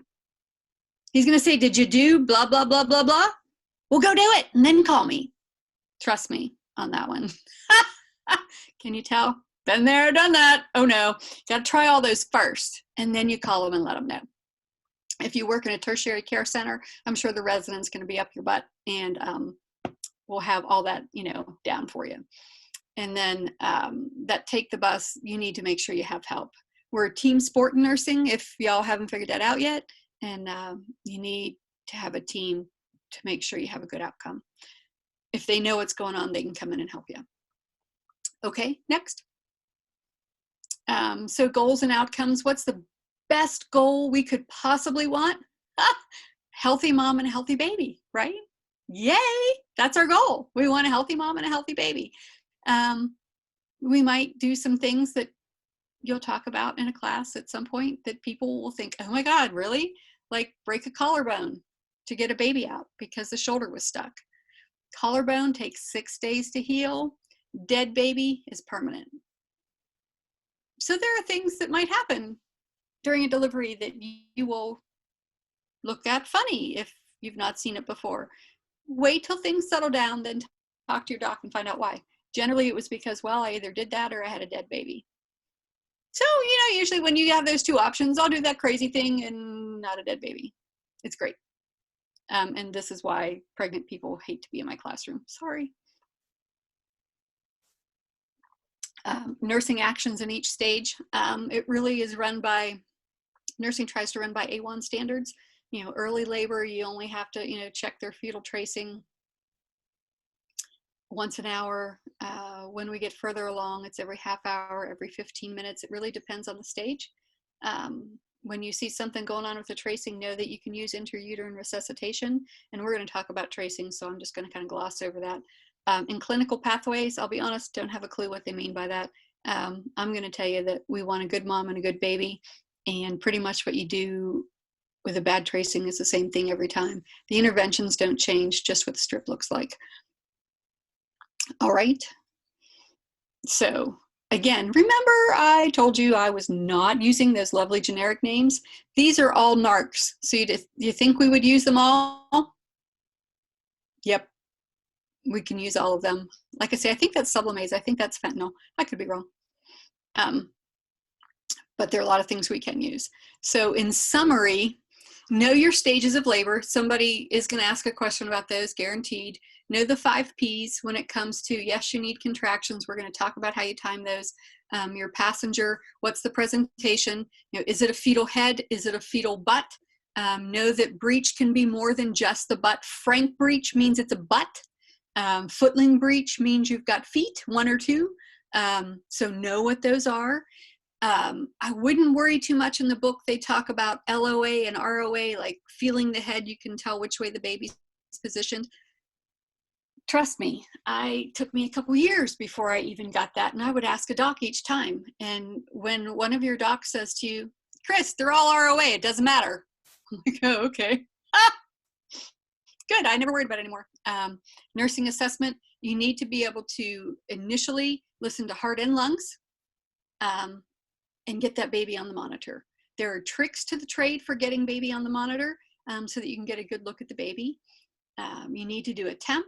Once your water's broken, know that you need to do temps every couple hours. You need to know if mom's developing a fever. If her water is broken, you need to keep checking what the fluid draining out of her looks like. If it goes to thick black tarry yuck, you've got a problem. Make sure you notify the right people. So interventions, think intrauterine resuscitation. Most moms, although it doesn't quite fit the evidence-based practice that's out there, are NPO in the event they possibly have to go to surgery. And that's why they're on IV fluids. We do not give them enough to keep them well hydrated, but they're allowed ice. And I just don't see that changing a whole lot. And support, you are their support. If they've got a good support system, great. If they've got a support system that doesn't know what to do, guess what? The only one that educates more than an educator is a nurse. We educate, if we do our job right, 50% of the time, we're educating, whether it's the patient or the family, the support team. We've got to give good education, and we can make a poor support person into a great one just by doing what we do best. Okay, does anyone need a couple minutes while we switch to the next chapter?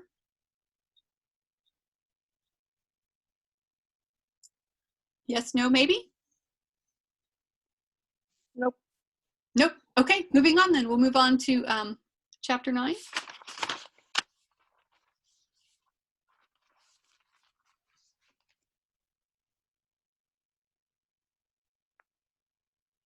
Miss Silk's going to pull it up for us.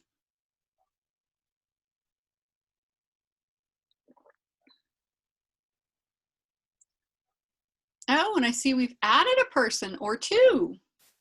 Or did I just not see them before? Drew and Maya, is that Maya? Yeah, they've been in here for a little bit. Oh, okay, cool. All right, so in this, this PowerPoint is truly different than the one that Miss Silk would have had up initially. I went through and added some slides because part of what they were talking about I thought you needed to see more of. So I've added a few things, and she certainly can give these to you after we're done. Learning outcomes, we're going to talk about electronic fetal monitoring. It is the bane of the labor nurse's existence in the labor room with somebody that's still pregnant. What you want to know about it is it really hasn't changed outcomes a whole lot since they started using it. But because of lawsuits today, you're screwed if you don't have it as backup for why you didn't do or did do something. So we still use it, and we use it a lot. We're going to talk about the fetal heart rate, how you assess that tracing, what you do with it, that auscultation piece.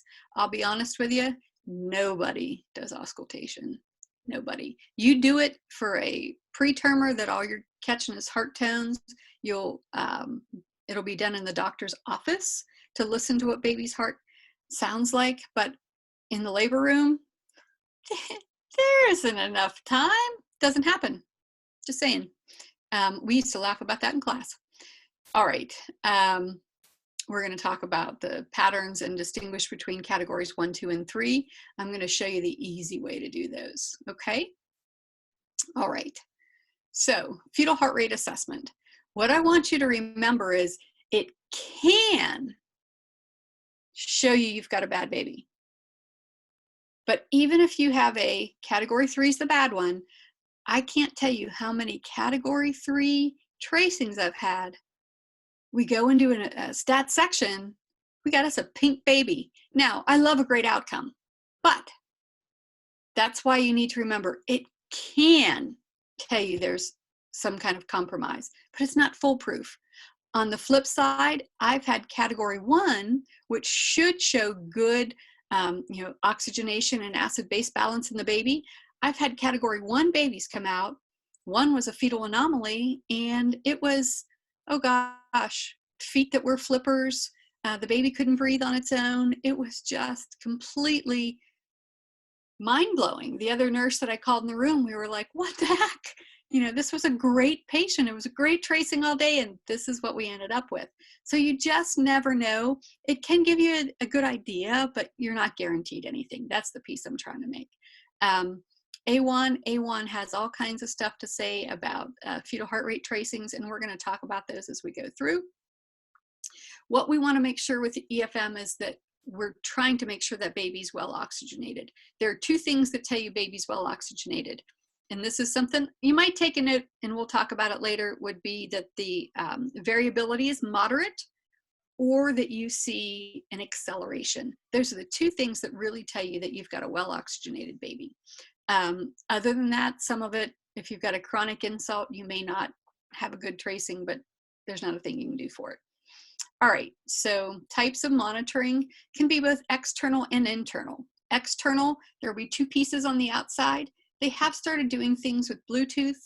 The one system I worked with, oh my gosh, it was so hard to get it to stick on the mom's belly and get it to read. I'll go to the straps any day of the week. But there's a Toco, a transducer that allows the tenseness of the muscle to be shown, and contractions look like mountains when you're seeing contractions. Absolutely a mountain. Every now and then we'd have a patient that would want to be in labor, so they would push on the Toco, and you would see a square, because they didn't know that it was this nice mountain look. Oh no, we would see these squares across the strip. And we're like, yeah, whatever, you're not in labor. Quit pushing on the Toco. The other piece is the ultrasound, and that truly, is how we hear the baby's heartbeat. A good OB nurse can walk in a room with the monitor on, just by listening, that you've got a good baby or a bad baby, or something's off, because you can hear the heart rate. Normal heart rate, 110 to 160.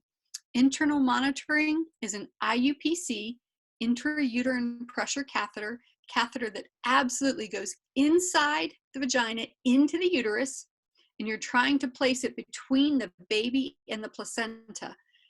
It's one that is extremely difficult to place right, and very risky, because you can end up with that catheter between the uterus and the placenta instead of the baby and the placenta.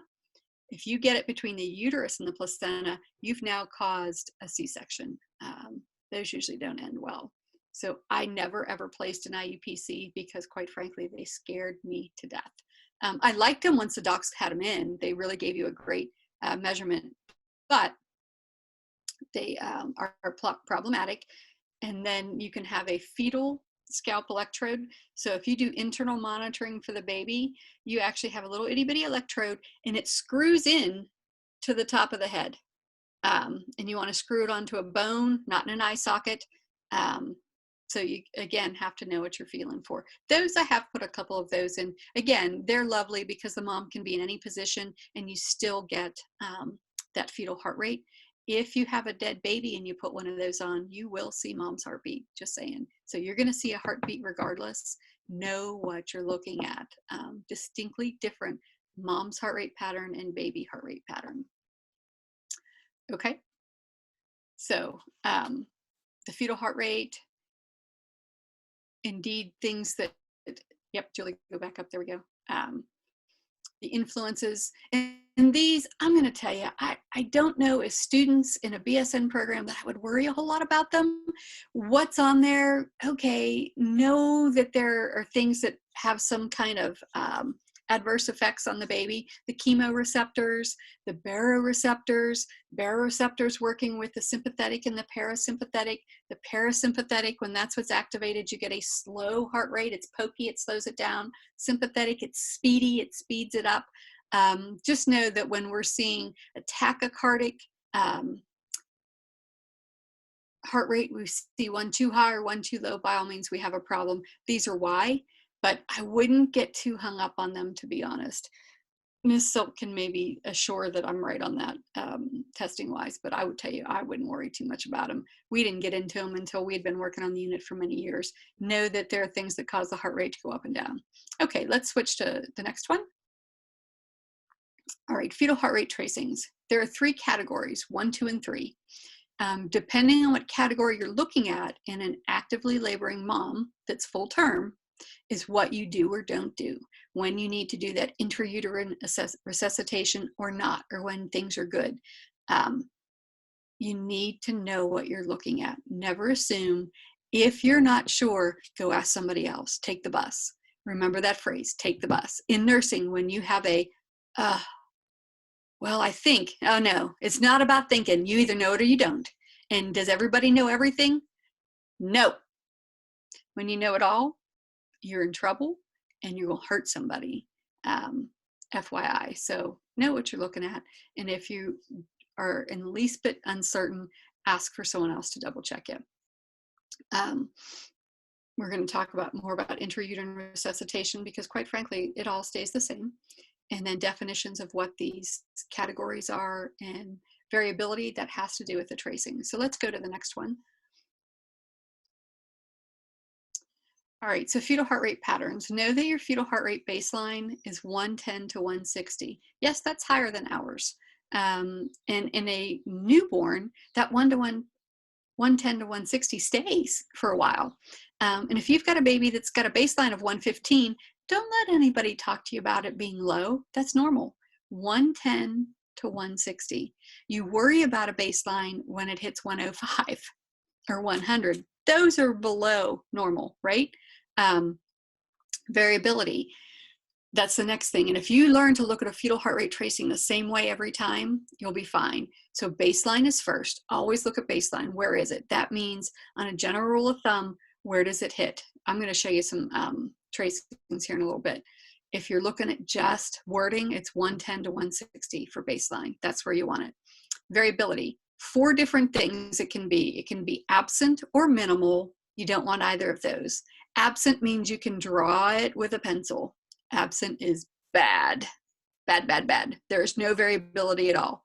Draw with a pencil. Minimal.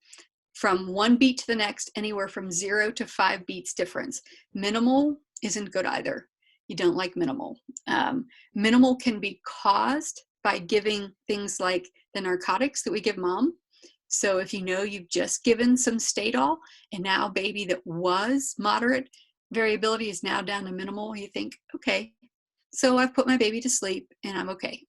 If there's no reason for it, you're gonna wonder. Moderate is normal. It's anywhere from 6 to 25 beats per minute difference. You want to see variability. That moderate variability, very normal, what you want to see. Marked is like a lie detector test. It's greater than 25 beats per minute difference from beat to beat. Marked isn't good either. Marked, the baby saying, help, help. That baby is about out of their reserve and they need help from you. All right, next slide. So on this slide, what you can see, and when you get them, you can enlarge it. That top one indeed is an absent. You notice how it just looks like this flat line that you're drawing? Indeed, that tells you it's absent.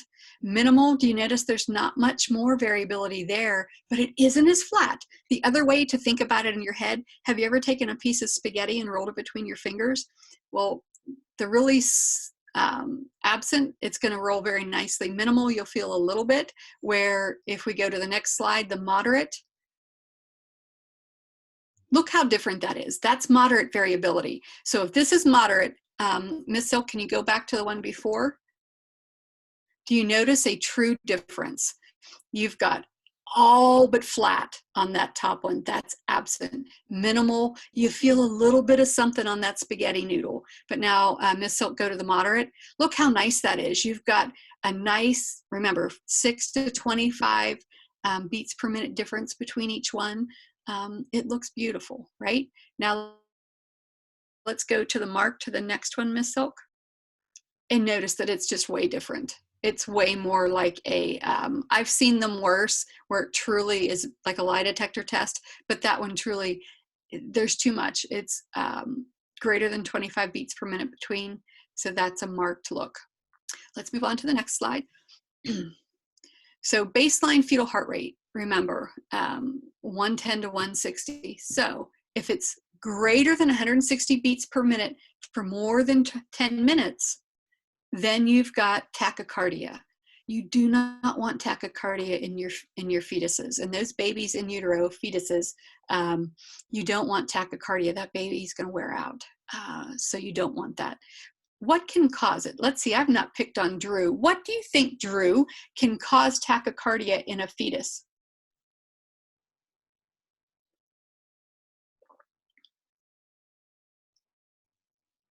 And if Drew doesn't want to answer, maybe Maya does.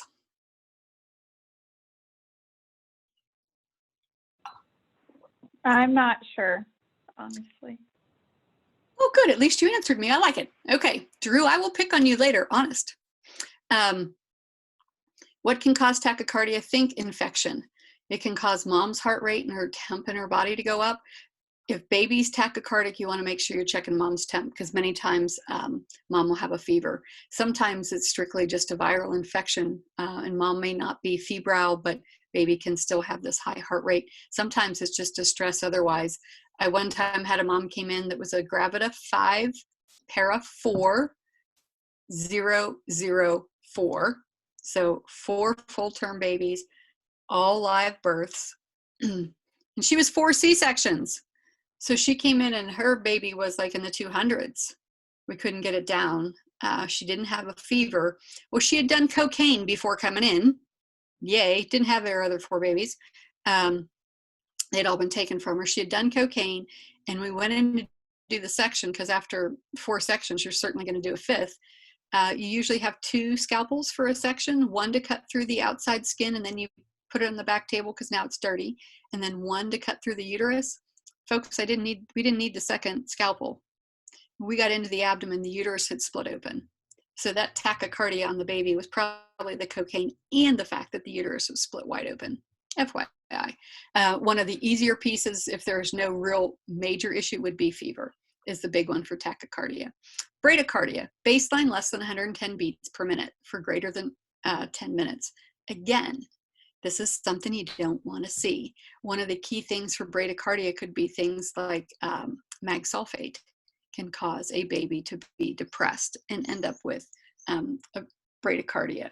The uterus splitting can go from a tachycardia to a bradycardia.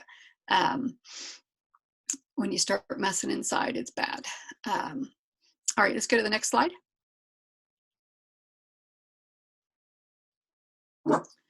So changes in fetal heart rate. We want to see, remember, we want moderate variability, that 5 to 25 beats per minute change. We want to see that. But sometimes that happens, changes happen that occur with contractions. So they're periodic. What you guys want to think, Mish, quiet. What you want to think is periodic or period cramps, right? So with contractions, they're periodic. Without anything, it's episodic, so not associated with a contraction at all. You can have accelerations that are episodic. You do not need to know what the contraction pattern is to have accelerations. That's that next bullet down. An acceleration is when you go at least 15 beats above the baseline that lasts for at least 15 minutes. It's that it gives you a nice little mountain up top.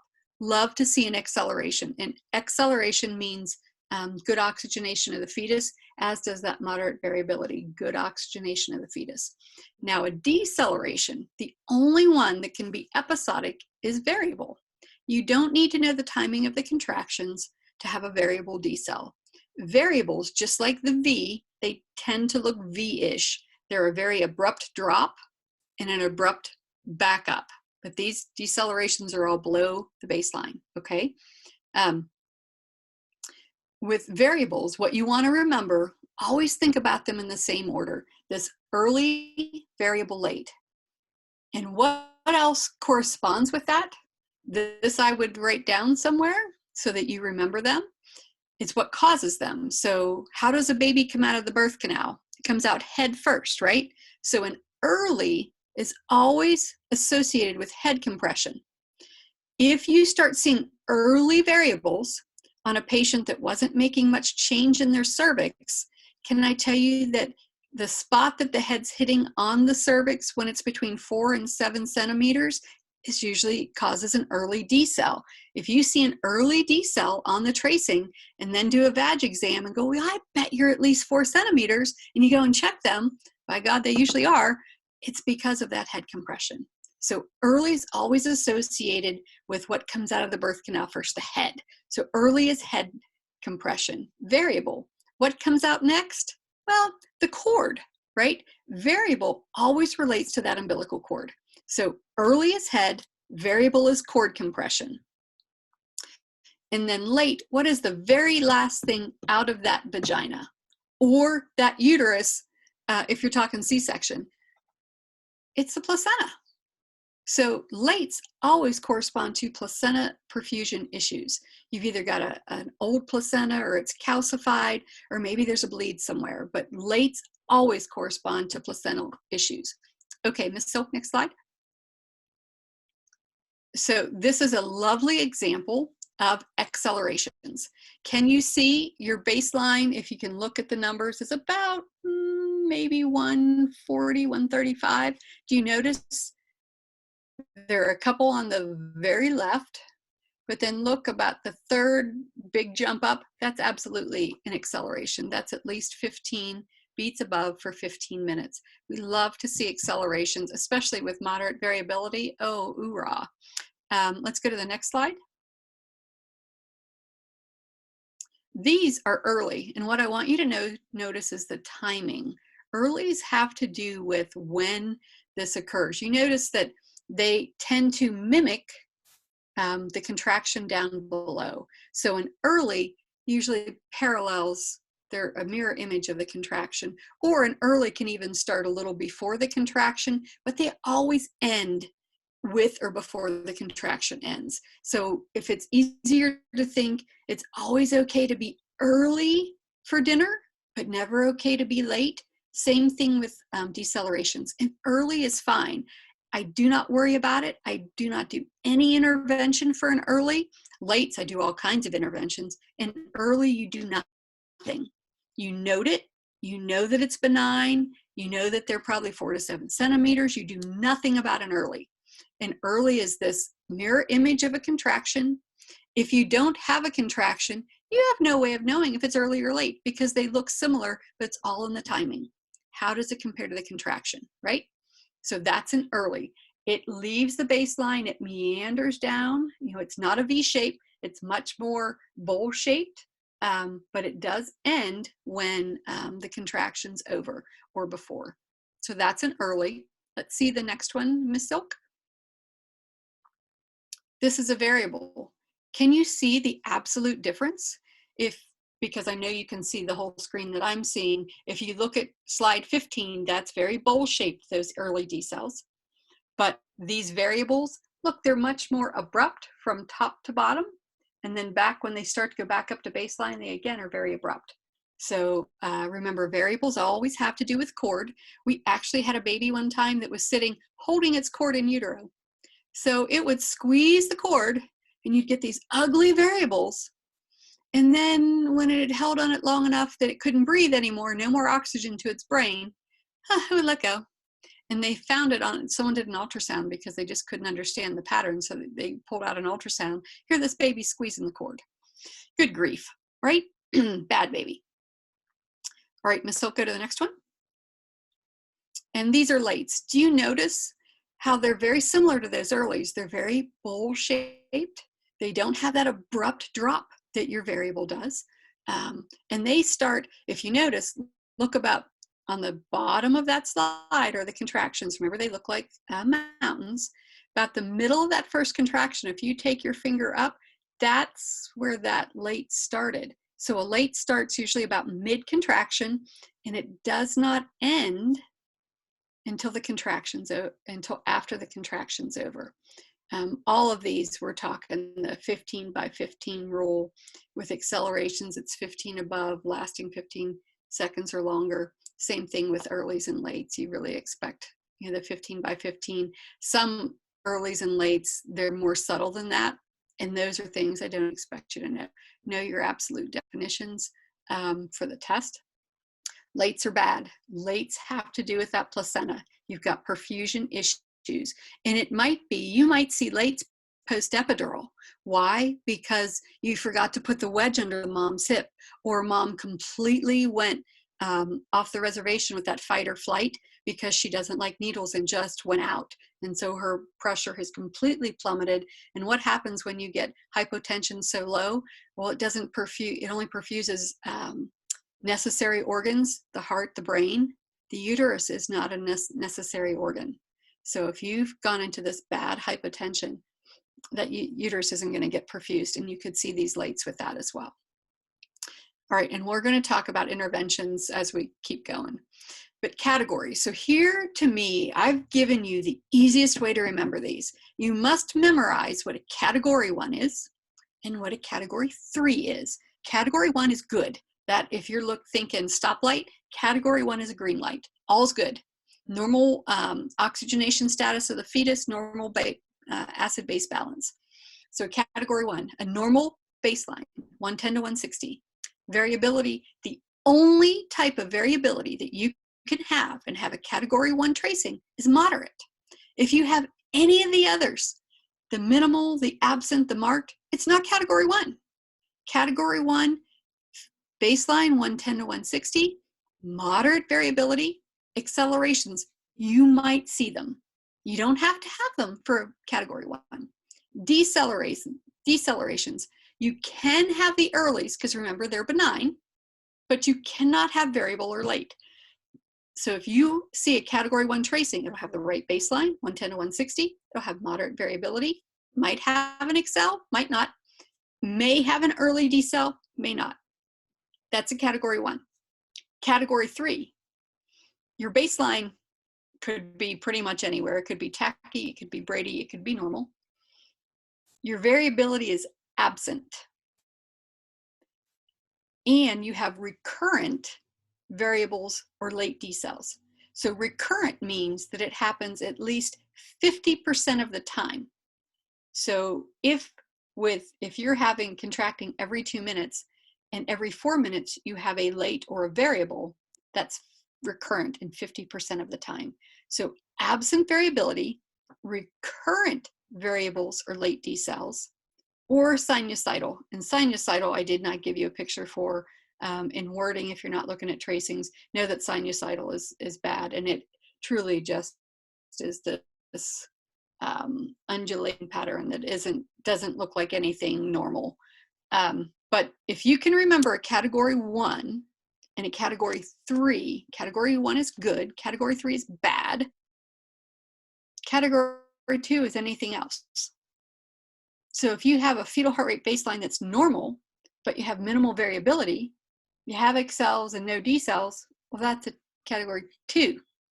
If you have a fetal heart rate baseline that's 105 with moderate variability and decels and early with accels and early decels, that's category 2. Do you get the point? If it's not a 1 or a 3, it's a 2. So in a 1, you're saying all's good. In a 3, you're saying, oh gosh, we have a problem. Category 2, you're saying, okay, I'm going to watch. That's all it means. It's indeterminate. It's not good or bad, but it's something you're going to watch. When you have a baby that's starting to go bad, it usually is a progression. You might start in a category 1 and you start seeing some category 2 stuff. And if you let it go too long without intervention, or sometimes even with intervention, you can end up in a category 3. Generally speaking, if you have a category 3 that does not resolve with intervention, indeed, you're going to cut them. They're going to be a section. Nobody's going to write out a category 3 for very long. But so what do you do?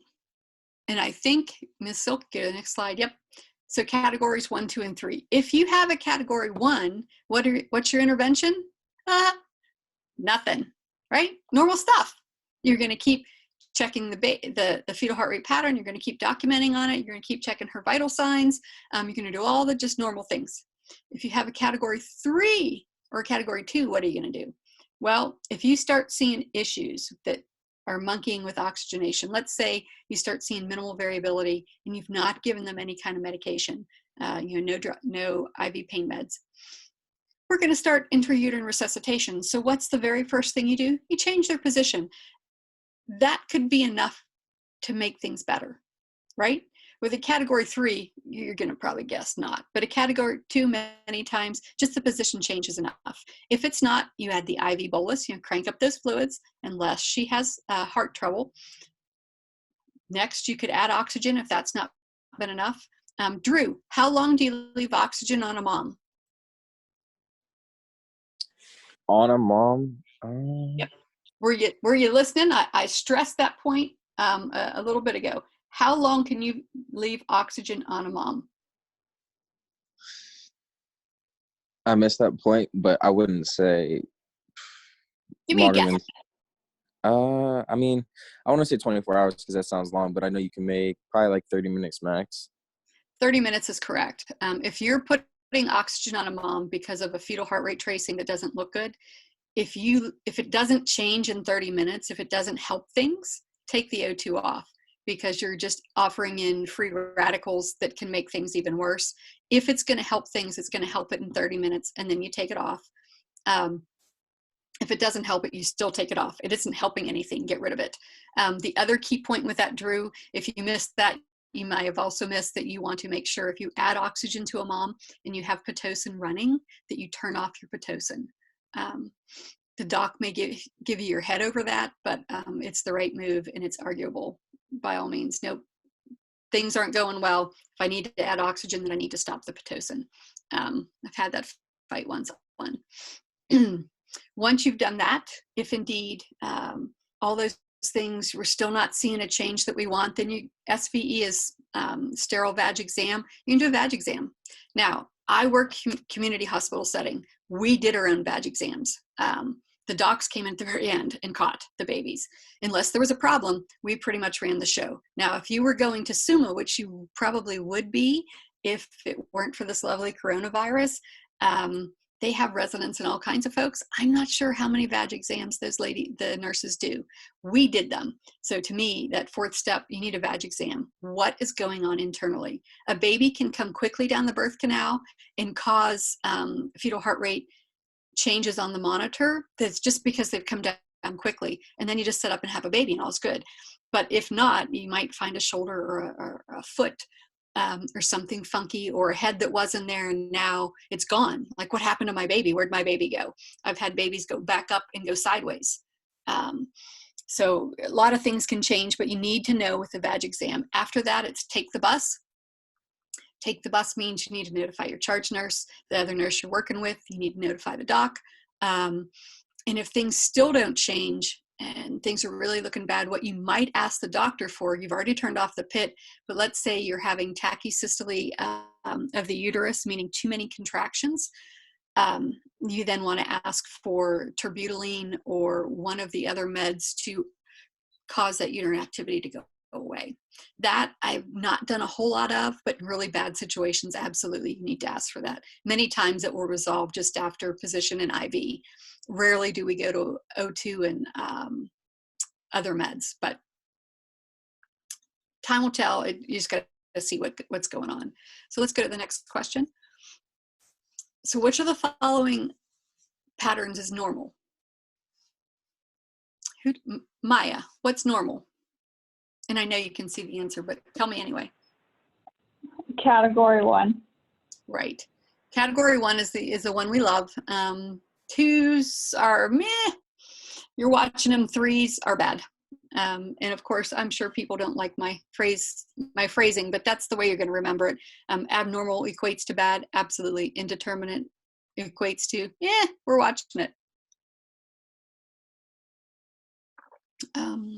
Fetal heart rate baselines. Remember your normal. Drew, what's your normal fetal heart rate baseline? Goes 110 to 160. Yep, 110 to 160. Maya, when do we get to fetal tachycardia? Above 160. 160 or higher, and it has to last how long? 15 minutes. 10 minutes or longer. Kylie, fetal bradycardia. What is considered fetal bradycardia? Under 110. Under 110 for how long? Is it 15 minutes? 10. 10.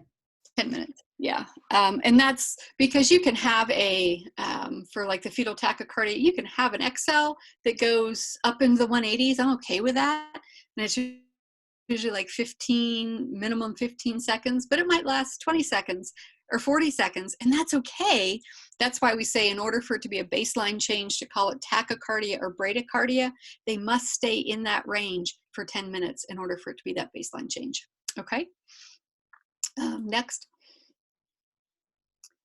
baseline variability. Again, we want that 6 to 25. That and can you tell I talk with my hands? You want that nice, beat to beat variability. You do not want it flat. You do not want to barely be able to feel it. You do not want it all over the place. We want moderate, which is normal. Okay. Accelerations, again, they are 15 by 15. And we love accelerations. Those are good things. They tell us we have an intact brain in there. Baby's well oxygenated. Accelerations are great. Decelerations, which is the only deceleration that I am not worried about, Dana? Early.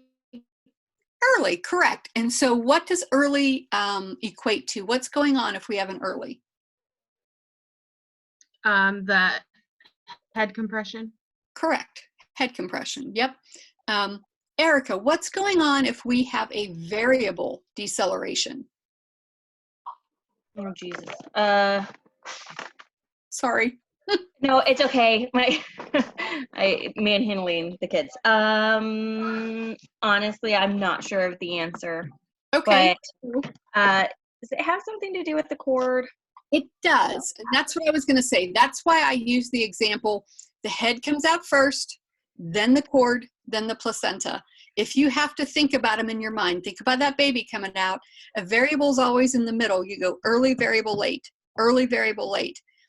Head, cord, placenta. So yeah, it has something to do with the cord. Absolutely. Yep. I'm not sure what, but it's something with the cord. And that in a test question, that's what they're going to ask you. What causes a variable? Cord compression. If you know, oh yeah, I remember something about the cord, there you go. You're good to go. And Delaney, what's going on with the late? Let me look. I don't remember. Okay, so same thing I just said to Erica. The baby comes out head first, then the cord, and last The placenta. Right? And so that's how to think about that. A student actually came up with that, by the way. I stole it from her many years ago because it speaks to me. I can see it. Think about how the baby comes out. Late, last, placenta. It's placental perfusion issues with a late. And that's always bad. I hated lates. They were something that always you then sit and worried about. Even if it was just one and then everything got better, you're like, well, shoot, what happened? And so you were just kind of on edge. Okay, go ahead to the next one. So now we've been talking a lot about the fetal heart rate, right? What it looks like, what are the 4 components. I'm going to stress that if you always look at it in the same way, you'll have an easier time understanding what you're seeing. Always baseline, then variability. Do we have accelerations? And do we have decelerations, and what type? That's the way to always look at it. What do I have? Know what your normals are. Know what's okay. Know what's not. Category 1 is always good. Category 3 is always bad. But now we're going to talk about those contractions, those pesky little things that cause us to not feel too great. So how do you know what's going on with them? Well, you first always want to look at frequency. Frequency means you go from the beginning of one contraction to the beginning of the next. In that lovely paper, Miss Silk, can you scroll back up and find us one of those pictures that had contractions? This one, that would work if you'll pop it up. So if you see this lovely paper has lines. From dark line to dark line, it's 1 minute. And each little box is 10 seconds. So if you're counting from beginning of one to beginning of the another, that's how you're counting them. 1, 2, 3. So that's like 4 minutes and 20 seconds from one to the next. That's the frequency. If you're looking at the whole strip, you'll take the shortest time and the longest time.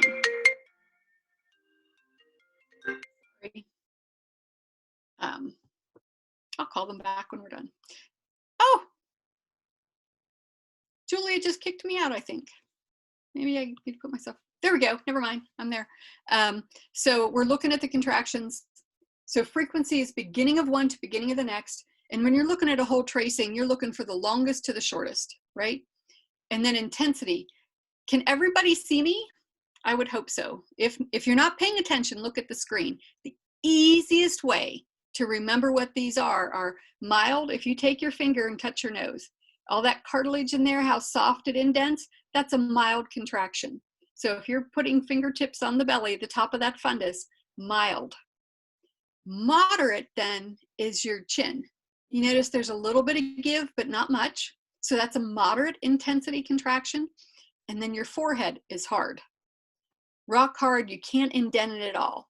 So mild, moderate, hard. You need to know what they are. If someone comes in complaining of, thinking they're in labor, you're gonna put them on the monitor. You're gonna look and see how close are they, like the frequency. You're gonna use your fingers. Never be afraid to use your fingers. You gotta be hands-on, right? So you're gonna touch the top of that uterus, the fundus. What does it feel like? Can you feel those? And sometimes when they're very mild, the patient will know that they're having them, but you're not seeing much. So if you can't see much on it, you're gonna have to say, hey, tell me when you're having another one. So then you can place your hands on the fundus and, oh yeah, okay, I can feel it now. Or sometimes you can't feel it at all. But mild, you wanna think you can indent the uterus. Moderate, oh, I can indent a little. And hard. Hard, they're probably in really good labor if they're having hard contractions. And then duration. How long does that contraction last? So just like the picture above where we were able to count from beginning of one to beginning of the next, you also are going to put a range of how long does each contraction last. Again, those little boxes, that's how you're counting. Is it 40 seconds to 60 seconds is your range? Is it shorter than that? Is it longer than that? When we talk about tachysystole of the uterus, that's uterine activity that's too much. You never want to have more than 5 contractions in a 10-minute period. So that's every 2 minutes, right? If you have more than 5 contractions in a 10-minute period, averaged over 30 minutes, do you love all those words? That's tachysystole of the uterus. If you have too many contractions, what do you think you can cause to go wrong with your baby, Drew? Too many contractions, what can it cause?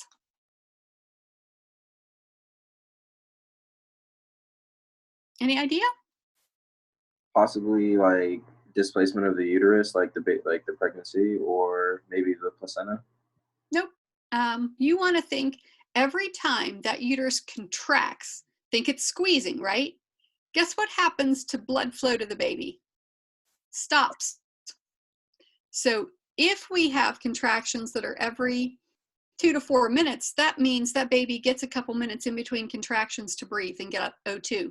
If you have tachysystole of the uterus where you've got too many contractions, you're just pounding that mom's uterus, that mom, it just keeps contracting, the baby can't breathe. Think, hold your breath. How long can you hold it for? Can you hold your breath for 3 or 4 or 5 minutes? That baby can't either. And that's why tachysystole of the uterus is bad. At the bedside, I've had many a patient say, well, but why can't I have more contractions? Let's get more contractions. They wanted more pit. They wanted me to do things to give them more contractions. Let's not. It's not a good idea. And it's not a good idea because you can actually cause damage to the baby. You don't want that. You need that baby to have that break in between. And that's why we look at uterine activity. Many times, if you slow down the uterus, some of the things to slow down the uterus are the same things we're doing otherwise. If you turn that patient over, you get tachysystole of the uterus, flip her over to another side, guess what? If she was on her back and now she's on her side, there's better blood flow to the uterus, so it'll relax a little, right? Or crank up the fluids. Maybe she's dehydrated. Being dehydrated can cause too many contractions as well. So you give her a bolus. That can relax the uterus. If you get a uterus that's contracting too much, you can end up taking a category 1 baby to a category 3 really quickly. If they're not able to breathe and get oxygen, you go from good to bad pretty quick. So do you see how it kind of all ties together? Yes, I want contractions, but no, I can't have enough. It's gray, right? Just like nursing across the board, gray. You need to know what you're looking at. All right, let's look at the next slide. So preterm and multiple gestation. Preterm pregnancies, we were community hospital based. When we got a preemie that we could stabilize and ship out, we flew them to tertiary care. No one wants to deliver a preemie because they have all kinds of their own issues. Every now and then we would have preemies that were born and we would stabilize them, and the tertiary cares would send in helicopters and fly the babies out. When you can, the best incubator for that preterm baby is what? Mom's uterus.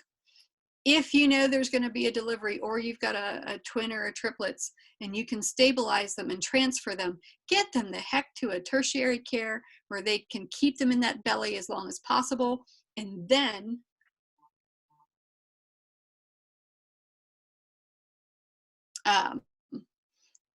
you move on. But so preterm pregnancies, babies at a certain point, their lungs aren't developed. Most of their other systems aren't developed. They don't have enough fat to regulate body temperature. I mean, all kinds of things. Preterm is not good. One of the things that I always liked about preterm when we talked about that, when we had a preterm baby, one of the biggest things you need to worry about is heat. Those babies cannot regulate. They have no brown fat. So the biggest thing you can do for them, and the easiest, is to give them heat. So you make sure you have a warmer ready. You make sure you have your incubator ready if you think you're going to hold on to them. But you get that heating up while you're getting ready for the delivery. Then you must make sure you have the right devices for O2. Is it just a head box that you need, or are you going to need to intubate? We certainly don't intubate as nurses, but with a preterm delivery, you're going to have the kitchen sink as far as docs go. You're going to have lots of extra hands. You would never do one by yourself. Their oxygen, you can help them with their heart. If you've got heart issues, they're going to tertiary care, and someone else is going to play with them. That goes way out of our hands. But heat's the easiest one that can help everything else. And so if indeed you've got a preterm delivery, think of two things. You either can have saran wrap. You don't dry off a preterm baby, you wrap it in like saran wrap or in a biohazard bag. We would cut out the bottom. We'd slip those babies in that biohazard bag because the plastic will help them retain their warmth, and you still have them under heat. If indeed they still can't warm up enough, you can add it's like a sand bed where you break it like you do an ice pack, and it heats up from the bottom. You lay it on the bottom and still have your radiant warmer from the top. If you can get those babies warm and stabilize their temp, a lot of times they can stabilize some of the other stuff, or at least it makes it better. Preterm pregnancies, you want to think many times preterm deliveries are because of an infection. So you want to be thinking infection and problems at delivery, or it might just be that lovely word down below, multiple gestation. If you can carry twins to 37 or 38 weeks, you're doing good. Many times twins or triplets or multiple gestation deliver earlier. If you're talking finding babies on monitors when you've got more than one in the belly, the one thing I would always ask you just to think about is that these babies are corks in water. If you lay a mom on her side, babies will float up to the top, and sometimes you have an easier time finding them for multiple gestation. That was one of the tricks I was taught, and like, oh my God, saved me many a time on a twin patient trying to find heartbeats. Preterms and multips, you're going to have more help. Preterm, you're thinking infection, and what do you need to stabilize, to either transfer or stabilize just to get to the NICU. They're probably going to need extra stuff. Multips, there many times those multiple gestations are going to be preterm and need all the extra help as well. So think extra people. Let's go to the next slide. So nursing actions, you're gauging actions in regards to fetal heart rate monitoring. So you're looking at the fetal heart rate, is it category 1, 2, or 3? And you're also looking at the contractions. What are they doing? One of the other things I want to stress is your fingertips. Never ever be afraid to touch your mom. Sometimes those monitors fall off or somebody doesn't have it in the right spot. If that mom is complaining, or you're seeing things that just don't add up on the strip, like things are getting worse and you can't understand why, get in the room, put your hands on her belly. Can you feel a contraction that you're not picking up? Because maybe she does have tachysystole and you've just not caught it. And that's taken your category 1 to a category 3. Maybe you didn't think she was contracting at all. And now you're like, oh my gosh, I can't find it, but I can feel it. So never be afraid to go in and lay hands on the mom. You need to feel what's going on.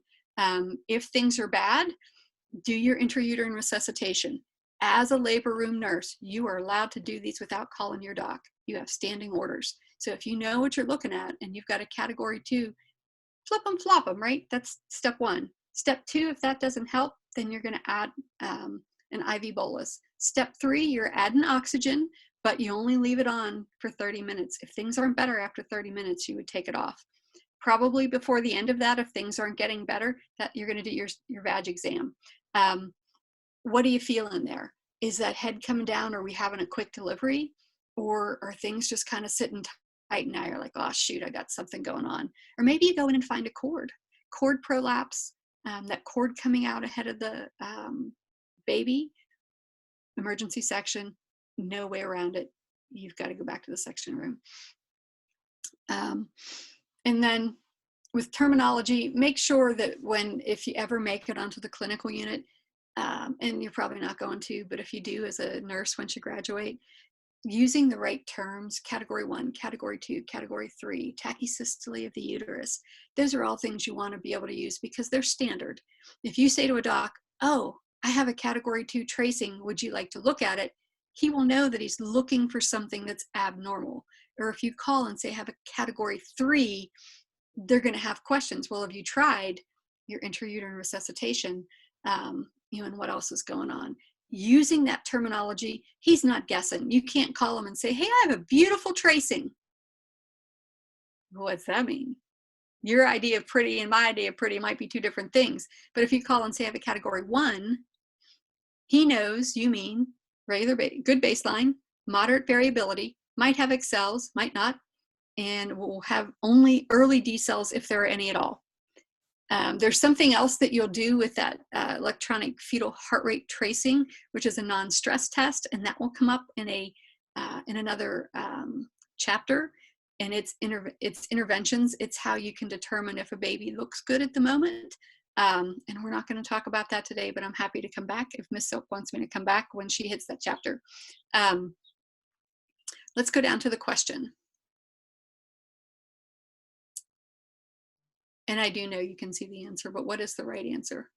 Let's see. Maya, how about you? The frequency of uterine contractions you measure from what?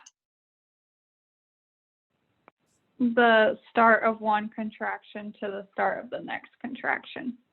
And since I've got you and you know that answer, I'm going to ask you another question. So you know that it's beginning of one to the beginning of the next. How much is too much? How many are too many in 10 minutes?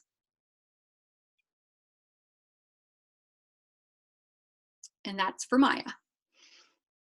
What would give us tachysystole of the uterus? How many is too many? I'm not sure. Drew, can you help her out? It's when you have contractions more than 2 minute spans. So 5 and more than 10 minutes. Five or more. Or, I mean, I'm sorry. In 10 minutes, if you're having five or more contractions, you'll have tachy. Yeah, absolutely. And what is the reason, Kylie, that we worry about tachysystole of the uterus? Don't we want the baby to come out? Why do I care that I have too many contractions? Too many contractions will cut off oxygen to the fetus, or not oxygen, blood flow. It's blood flow and oxygen, absolutely. Yeah, because where does the baby get their oxygen from, or the fetus get the oxygen from? The cord. Blood. Yeah. So yes, absolutely. Correct. We'll go to the summary. How are we doing for time? we're not doing too bad on time, actually. So fetal heart rate monitoring, know that it is, it hasn't improved outcomes. Since it's been instituted, it has not made things better. It has made the labor room a little more litigious, right? More lawsuits are filed. So the docs truly cannot not use it. If you don't use it, then you're blamed. Well, if you'd used it, you would have known. If you do use it and you act accordingly, well, why would you have done that? It's the bane of our existence, but it is what we do. So know what it is, know how to interpret the tracings as far as wording goes. Do you know what a normal baseline is? What variability is proper? What do we want to see? Those kinds of things. And know your category 1, 2, and 3. If you memorize a category 1 definition and the category 3 definition, all you have to know is if it isn't a 1 or a 3, it's a 2. The majority of tracings are 2s, to be honest. The minority, the very smallest amount of tracings are 3s. Rarely do you see a true 3. When you do see a true 3, it's usually bad. But I've had some that aren't. Sinusoidal is almost always bad if it's a true sinusoidal. I did not show you one of those. Know that you never want to see one. Nursing actions are meant to keep both patients alive and healthy, right? You got to make sure mom's okay. You got to make sure baby's okay. A lot of what happens to mom affects the baby. When you're talking about a mom that is crazy and off her little rocker, intrapartum care for that type of mom, you, the nurse, have to make sure that she settles down. You get her to breathe. You get her to relax. Because if she's too tense and doesn't ever relax, she can cause a good baby to go bad. It truly is your job. And those are my favorite patients because we get to work with them. If they have a good epidural, you're looking at the tracing, you're monitoring things, you're making sure that she's progressing, and you can do vag exams and make sure you know when the baby's going to come. But that mom's pretty relaxed. If you get a mom that doesn't want an epidural or comes in too late for one, guess what? To me, that's the fun time. It's your turn to really work and do a good job. If you are interpreting those tracings, do them in the right wording. You want to use the terminology that we've talked about today: category 1, category 2, category 3, tachycardia, bradycardia, tachysystole of the uterus. All the professionals will know what that means. If you're not using that, they're going to look at you and go, what are you talking about? You've got to talk to them in the terminology they understand. And then to interpret it, if you're community hospital based, oh my gosh, we were the ones reading the strips and calling the docs, hey, we got a problem. Or a non-stress test, we were reading it and calling them and saying, oh, hey, we have a reactive tracing, which is another term that you'll learn in another class or so. But in a bigger facility, the nurses didn't do the interpretation. So it really depends on where you work. For school purposes and for testing, you do need to understand the basics. And the documentation is exactly the things we've talked about. If you're looking at a baseline and it's 150, you're going to write 150, right? If you're looking at variability, oh, it's moderate, you're going to write moderate. So it truly, what we talked about is the same way that you document. Most places have their own flow charts, and you just document within them. I sent Ms. Silk a copy of a couple of the assessments I used to use for clinical, and she will pass them on to you. One is a labor assessment, and you'll see there are parts of it that ask things like about rupture of membranes and use of Pitocin, and do you know what the intrauterine resuscitation steps are? I was adamant that everybody had to know those. And it also asks you to read a tracing. So it'll just give you an idea of what it looks like when people are asking for those things. So by all means, you can look at it or not. I'm not your instructor. I'm not giving you the test. But I would say it would help you to understand a little. And I hate to give busy work, so I don't. But I shared some stuff with her that I always used for my clinical kids. And we have one more section left, and we still have time, yes?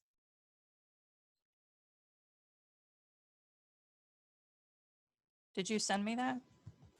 You know, I didn't alter it, so it's just the one you had. Oh, okay. So I can put the regular one up. Okay. Yep. Yep. Let me find it real quick. And we have what, about 16 minutes? Is it 11 that y'all end? Yeah, Ish? something like that. That should be fine. Let's see.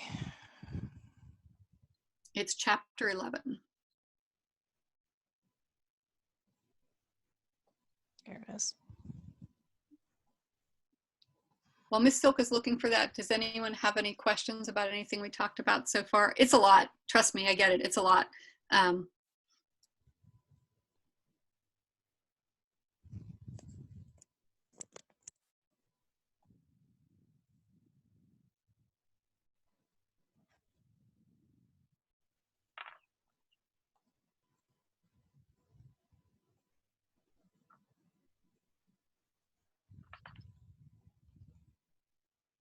Here it is.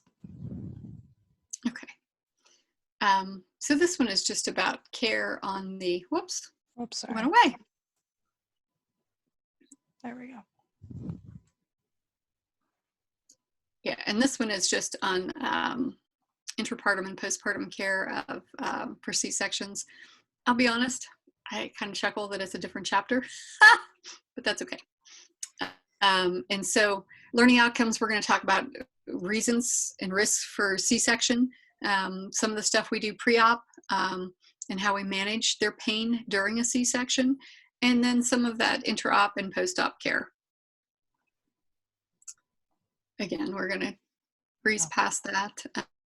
So we all know what a cesarean birth is, right? We're going to cut through the abdomen. We go down about 6 layers of tissue before we hit the uterus, and then we're going to cut open the uterus and take that baby out. It is not as easy as it sounds. There are absolute arteries on either side of that uterus. You got to be careful that you don't cut too big an opening, because you could slice through those arteries. And then people look at you like, oh my God, that baby's huge. Why didn't you cut it a little bigger? Well, because we didn't want her to bleed to death. You know, right, dead baby, not big enough opening. What do we want? We want a live baby, so we'll go with a small opening. Okay, go on, Julie, because you know I'm a smart aleck. So what are some reasons we would have a C-section? Well, a previous C-section, absolutely. If a mom, for some reason, with her first baby, has a section, whether it's a breech, or we had a category 3 tracing, or fill in the blank. If she had a section for the first baby, the general rule of thumb is that you have a section for the next baby.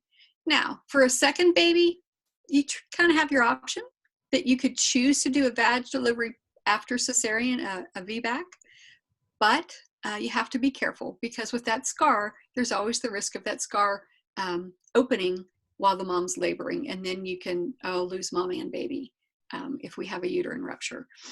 But so most docs will try and convince a mom, once they've had one section, to have a second.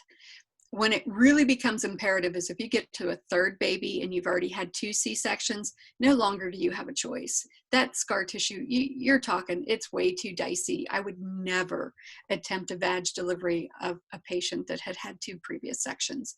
1 previous section, maybe, but 2 or more, absolutely not. So if you have a previous section, good chance is you're going to have the next one section. Arrest of labor, meaning that baby just is not coming down. That baby's not coming down the birth canal for whatever reason. It might be that the head's too big, the cephalopelvic disproportion, down 2 drops below. It could be that the baby's in a malposition, malpresentation. Many times that's when a baby has it's a fetal lie and they're laying this way instead of this way, which is never good, because those babies don't come down either. Could be a placental or a uterine abnormality. You could have a placenta previa, where the placenta implants right over the cervix. Never would you do a C-section for a full placenta or do a vag delivery for a full placenta previa. That placenta being where the cervix is, oh my gosh, if you have a baby, it won't go through that. The placenta will come out first. And what happens when the placenta comes off the uterine wall? 200 wide open vessels. You'll end up with a dead mom and a dead baby. Full placenta previa, absolutely not. It's always a section, never a vag delivery. So that's one of the abnormalities. Or it might just be you've got placental insufficiency because it's an old placenta or calcified for one reason or another. The tracing will dictate that. Maternal risk factors, absolutely. There could be other issues going on with mom. Maybe she's a preeclamptic and she's 30 weeks and she's really, really sick. The best treatment for preeclampsia is delivery of the baby. So with that in mind, we would deliver the baby, ship it to a NICU, and take care of it on its own, because at least that baby's alive and we have the ability to take care of it and mom stays alive. Malpresentation, that baby comes down completely wrong reason, and the category 3s. How do we prevent a C-section? Well, you don't induce for no reason at all. I hear you. I will tell you, I liked it when we induced at 39 weeks. Those babies were healthier. When we let a mom go to 41 weeks, then they end up with old placentas and meconium fluid and all kinds of crap. But the rule of thumb today is you don't induce anybody that doesn't need to be. We should not do electives. By inducing early, you could cause things. One of the other pieces with that is that next bullet, second stage with no intervention. So many docs, if they're on a timeline, they're like, oh, she's 10 centimeters. Why aren't you in there with her pushing? Because she doesn't feel the urge to push. Well, go in and push with her anyway.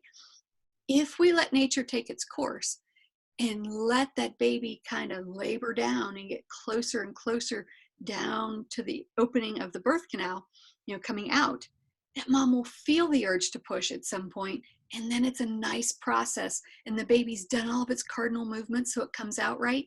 When we force the issue and make her push before she feels the urge, many times we end up with a head that's malpositioned, or we catch a shoulder and that baby just won't come out. So we want to allow as much laboring down as possible. Once we have a baby that it's not fitting quite right, you could use a vacuum, and the vacuum attaches to the top of the baby's head. And then the doc, while mom's pushing, can help guide the baby out, or forceps. Forceps look like big salad tongs, and they go in and clamp on the baby's head. And doc, again, can help pull and guide the baby out. Best ways to prevent a cesarean. Okay, moving on. So we can have a few different types. There's the scheduled, right? Because they've had one before, so they're just going to be a scheduled section. Or they know their baby's breech. That's another reason for a scheduled section. Baby's breech. Not safe to do a breech delivery if you don't have to. Non-urgent. Urgent meaning the tracing doesn't look good, or we know something's off. We want to do it. Or emergent. Emergent absolutely is, we've had a full-blown placental abruption, or we've got a category 3 tracing and nothing's helping. So we're going to do one immediately. Go ahead. So what are ways to lower the risk of a cesarean birth? What do you think, Dana? What's our answer? D, all of them. Absolutely. Absolutely. Okay, moving on. So what are we going to do ahead of time? Some of the biggest things would be teaching the patient, what's going to happen in the section. 9 times out of 10, we're going to do a spinal. Rarely do we ever do a general anesthesia, because it affects the baby way too much. We end up with a really floppy baby with a general. We do it only for crash and dashes. When we've got an absolute emergency, we're going to put them out versus taking the time to put a spinal in. So we're going to teach about anesthesia. We're going to teach about what we're going to do afterwards. Like, we have to wash them up and transfer them from the OR bed to their bed to get them back to a room. It's going to hurt. We need to tell them about how it's going to hurt and what the bleeding is and the checks we're going to do on them, that we're going to put on the DVTs so that they don't have blood clots. We're going to try and prevent things. So we need them to know about all those things. We need to do some lab tests ahead of time. Just like with a mom that's admitted for a vag delivery, we're going to do a CBC. With a section, they always do a type and screen, just because there's a higher risk of bleeding issues because we're cutting them open. Surgical care, when they're admitted, we're going to put a cath in them. We're going to put a Foley in, and some docs do it once the spinal's in. Most of the time we do not. They're going to need to be NPO for at least 8 hours before the surgery. So that works really well when it's scheduled. Doesn't work so well if it's an emergency. And so then we just have to roll with it, Antibiotics, because we're doing surgery, they are going to get at least 1 dose of antibiotics. pre-surgery. Many times they will get 2 or 3 doses after that, just to make sure. We are going to put the compression devices on their legs. I always chuckle that they make us do it before the surgery, and so that they're on the OR bed with them on, because then they're just all blood by the time the surgery is over. They're a bloody mess in there. But hey, you know, we're the nurse, they're the doc, whatever, we put them on. Anesthesia and how it's going to be taken care of. And then care for an unscheduled. I'll tell you what, that you've got to play it by ear. You're talking to that patient the whole time things are going on. If it's a true emergency, you're not saying much, but trust me, if it's something that's needs done but isn't an absolute emergency, then you can educate them. Well, you know, we're going to shave your belly, we're going to wash your belly, you're going to need a catheter in. These are the things to expect afterwards. And most of our guys use staples. You need to tell them what kind of you know, what we're going to do to their bellies. They're going to have staples afterwards, or they might have sub-Q sutures. But, you know, how are we going to take care of that? Intra-op, are we monitoring vital signs?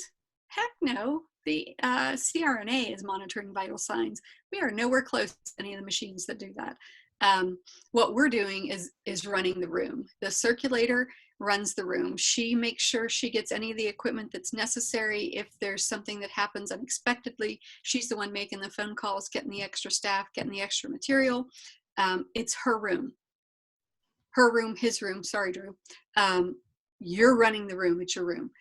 You could have a nurse that's a scrub nurse instead of a scrub tech, and then she's the one that's inside the body cavity. So the circulator's going to ask the scrub tech, we're going to do a count on instruments before, we're going to do a count on sponges before, during, and at the end. If there's any mistake in the counts during the surgery, guess whose fault it is? It falls on the nurses, and if it's a scrub tech or a scrub nurse, but we are the ones making sure that everything that we had before we started is not in that patient's body when we end. If you're missing a sponge, it's your role as the scrub or the circulator, and generally speaking the circulator, to say stop. You can't close that uterus because I've lost a sponge. I don't have the right amount. You start that count when you're sewing up the uterus. And I've had to argue with them. I even had a doc one time tell me, hey, if you could take your shoes off, maybe you could count to 15 if you had fingers and toes to use. I let him know in no uncertain terms that indeed, who was it that could call him and wake him up in the middle of the night for absolutely positively nothing? Oh wait, that was me. He backed up and apologized. He was a jerk. But that's our role. We need to know what went in, what came out. All your sharps are there. That is your nurse's responsibility.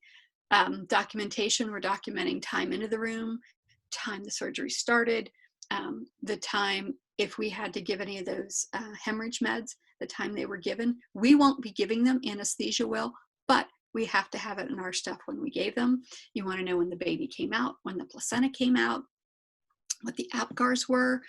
All the documentation that's done for a vag delivery is done for a section, plus start of the case, end of the case, you know, when we were dressing the wound, all those fun things. A C-section can be scarier for the folks, especially if it's an unplanned. In an emergency, nobody comes in the room but nursing and OR staff. If it's a non-emergency, then you might have 1 or 2 people in, usually just 1. We have started doing skin to skin, even with the mom's post C-section. If the baby's good, we can take the mom to the head of the bed and tuck that baby in underneath the surgical gowns and stuff.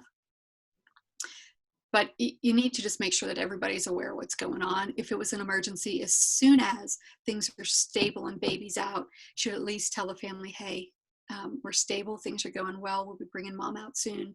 And up to mom whether or not anybody knows about the baby, sex, time of delivery, weight, that kind of thing. If you don't know, you don't say anything, you wait till she starts waking up, because that's her job to tell them, not ours. Okay, move on, Julie. Recovery in the surgical suite, they're going to have them on a cardiac monitor. They want to make sure that with anesthesia we've not caused any kind of heart rhythm issues. Some places the L&D nurses are trained in that and do all of the recovery. Other places we take them to post-anesthesia care units. It just depends. The things that we're monitoring post C-section, other than heart rhythms, are the same things. We're measuring vital signs, temperature, we're checking their fundus. If you thought, Erica, as a mom with vag deliveries, that it was bad having your belly pressed on, wait till someone has all these staples across their belly and lots of sutures internally. Oh my, they do not care one bit for us touching their belly, but we have to do the same check. We have to make sure that that fundus is firm, that it's where it's supposed to be, and what their bleeding looks like. They do still bleed post C-section. So the first 24 hours, we're going to do more monitoring. Once they get out of PACU, in that first 2 hours, what we're going to do every 4-hour vitals. We're going to be doing those checks on their belly. We're going to make sure within 8 hours that they're out of bed, right? We're going to make sure that that baby gets brought back to the room. So even though they had a section, they're able to bond with their baby. And in the second 24 hours, scary as it sounds in this day and age, discharge planning is it. We used to send our C-sections home in 48 hours. They're allowed by insurance law to stay 96 hours post C-section, but we sent ours home in 48, which I thought was a little rude, but hey, whatever. Next slide. Skin to skin contact. We do this with our vag deliveries. We do this with our C-section babies. It's good to put baby skin to skin. When you put baby on top of mom, just being next to the mom, it regulates the baby's blood sugar. It regulates the baby's heart rate. It regulates the baby's temperature. That baby, everything had been going on inside and mom had taken care of it. Now that baby's out, needs to do its own thing, right? Putting that baby to skin with mom helps with all of that. And if you've got a breastfeeding baby, one of the best things to do, let that baby go to sleep on you. And when that baby's ready to eat, it's going to wake up and start scooting around until it finds that nipple and starts feeding all by herself or himself, because those babies are smarter than we think. Emotional support, again, the same idea. We're going to support them any of these deliveries. You know, if they're breastfeeders, my gosh, a first-time baby and a breastfeeder, it's terrible. It's terrible to figure out how to do it all. You've got all these arms and limbs and hands and a baby's head. What do you do with it? That's our job. We go in and we make sure that they're able to do what they need to and that they understand what's going on. When they deliver, their hormones all crash. And so post-delivery, you've got a mom that's all over the place. She's smiling, she's crying, she's everywhere. Normal. Up to us to make sure they're aware of that. Patient teaching for the C-section mom, how do they take care of that incision? Getting up, getting them moving. Many of them will be like, well, but I don't want to get out of bed. Or they want to get out of bed and they want to lean over. Make sure that when you're getting them out of bed, tell them to sit up straight. And those lovely thighs, biggest muscle group in your body, you want them to push up using their thighs. Teach them how to get out of bed. Teach them how to wash and pat dry. You're going to have to show, for teaching, you're going to have to show a significant other what they're looking for on that incision. Because most of the time, unless that mom is so itty bitty that she can see the bottom of her belly, because they're very, very low incisions, you're going to need to teach someone else, this is what you're looking for. You know, you want that incision to be approximated or together nicely. You want there to be no red. You don't want any oozing. You don't want any anything pouring out of it.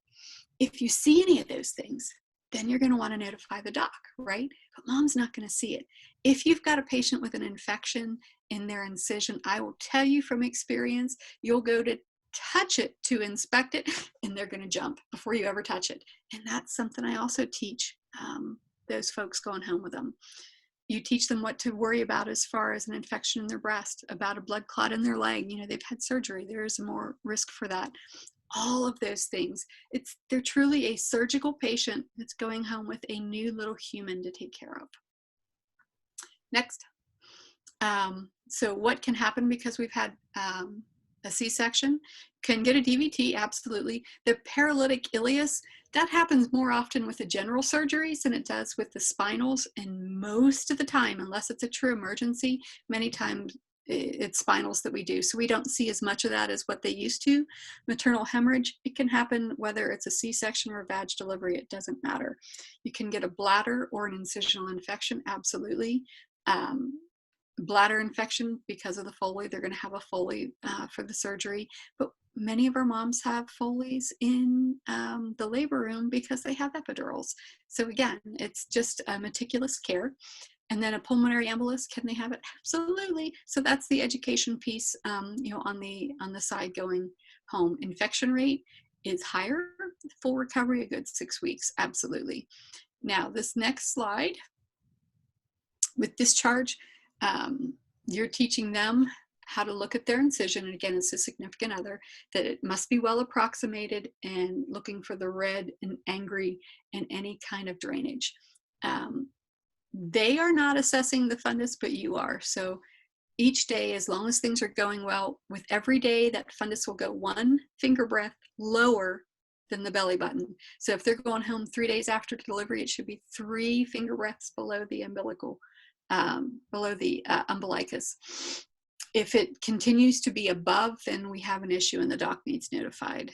Pain management, the opioid crisis in the country, by all means, there are issues with pain management, but you can't send somebody home after major abdominal surgery and a new little human to take care of and not give them something. So we generally do give them opioids to go home on, but we teach them about adding Motrin or some of those types of meds, the over-the-counter NSAIDs, so that they can manage better and not be so out of it. The IVs generally discontinue 24 hours post-surgery so that we can see that they're able to eat and drink without issue. The catheter is in no longer than 12 hours these days. And then we're looking, of course, for any type of embolus. This slide says you remove staples before discharge. I would strongly disagree with that. But when it comes to your test, the book that they're going by is what you want to go with. So this book says before discharge. They're wrong, but FYI, usually 72 to 96 hours is the weakest point of that incision. And if they're saying going home in 48 hours, bite me, don't take them out. We didn't take them out until a week after surgery, but your book is saying before discharge, so that's what I would answer on a test. You're going to talk to the family again. All of this education, you're not doing it once. You're doing it the entire time they're in the hospital setting. Every time someone goes in for an assessment in the morning, you're going to talk to them. When they come out of the shower, you're going to pull that significant other in and show them what the incision looks like. When the dressing's taken off the first time, you absolutely are going to talk to this family about what everything looks like, what it should look like, and when they need to call for help. You're going to make sure that mom is bonding with her baby, that she's picking that baby up, calling him Johnny or Susie or Erica or Drew. See, you're going to call them by name. It's not going to be it over in the corner. You're going to make sure that there's some kind of bonding there. Make sure mom's able to feed her baby, whether it's breastfeeding or bottle. To be honest, when you get to that point, I don't care whether you breast or bottle. I care that you feed your baby. Fed is best, in my opinion. All right, next. So the assessments, know that with a C-section, you're going to be doing more assessments, and you're actually going to have to make sure you do some of the surgical assessments, assessing the incision, as well as all the other stuff you assess on a mom. I gave Miss Silk another piece of paper that I love for postpartum for moms, and it's called Bubble Path. Not only do we assess their neuro by talking to them. If you were with me on clinical, we'd go and we'd chit chat to that mom. Hey, how's it going? I hear you had a beautiful baby boy. Oh, what did you name him? How are things? And it isn't that I really need to know any of that, but I need to know that neurologically she's intact. And by doing all that chit chatting, I know that she's with it. If she's not, then we can do a full neuro assessment, right? You're going to listen to heart and lungs. You're going to listen for bowel sounds. But then after that, it's called Bubble Path.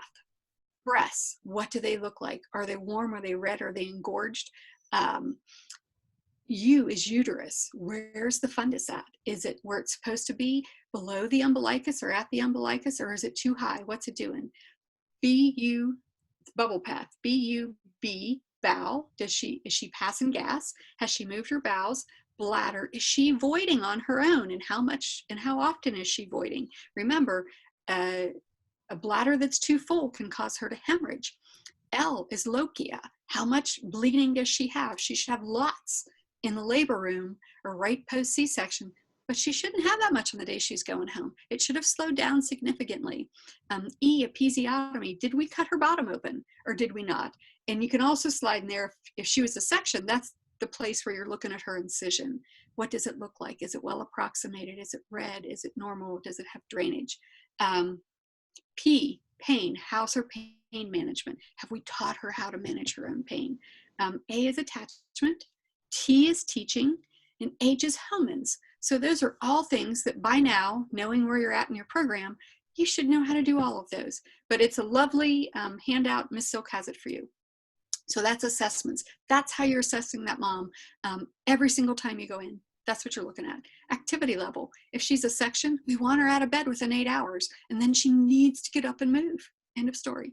We don't want her overdoing, but she can't lay in bed like a slug either. We're educating about her baby, what she's to do, what she should do for the baby. Oh, the education, you do it all day long. Elimination, she's got to be able to empty bowel and bladder. At least with bowel, she's got to be able to pass gas.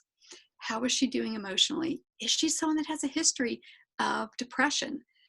We may want to pay a little closer attention and bring that to the doc's attention. Hey, she has a history of clinical depression. Do we need her on an antidepressant going home?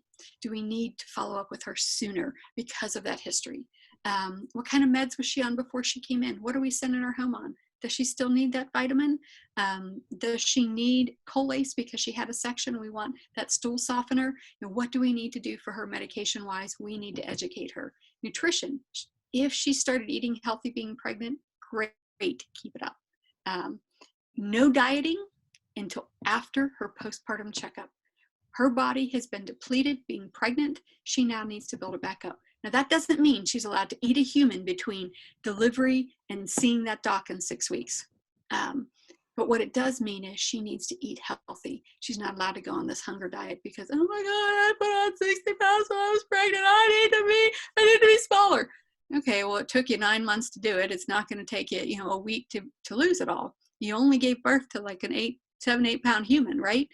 You got time. You can lose it. Do it safely. And pain management, we really need to educate them on how to do that. Okay, so for this question, what answer does your book want? Erica, what answer does your book want? B.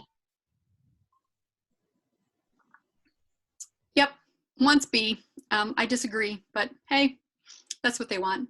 So summary is a section, you still have to think of all the things you do for a vag delivery as far as looking at that postpartum mom, but you do have other things that are that incision, the fact that they've had major abdominal surgery, they're gonna be a little slower to move.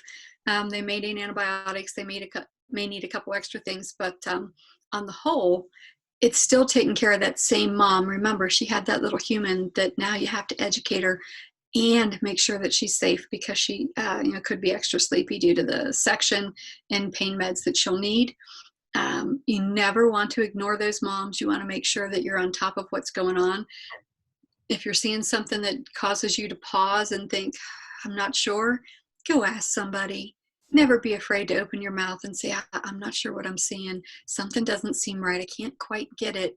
I'm not sure, but please, can you come take a look? Maybe it'll speak to you. Maternal infant bonding. Oh my gosh, you never want to be the OB nurse that's sitting watching the news and see a baby that you helped deliver, that the mom or dad has now done something to, shaken baby syndrome, any of those things. Make sure that you're aware of what the bonding is and that you're helping that mom learn how to take care of her baby and love that baby for the beautiful little human that it is. We talked about a lot. Does anyone have any questions?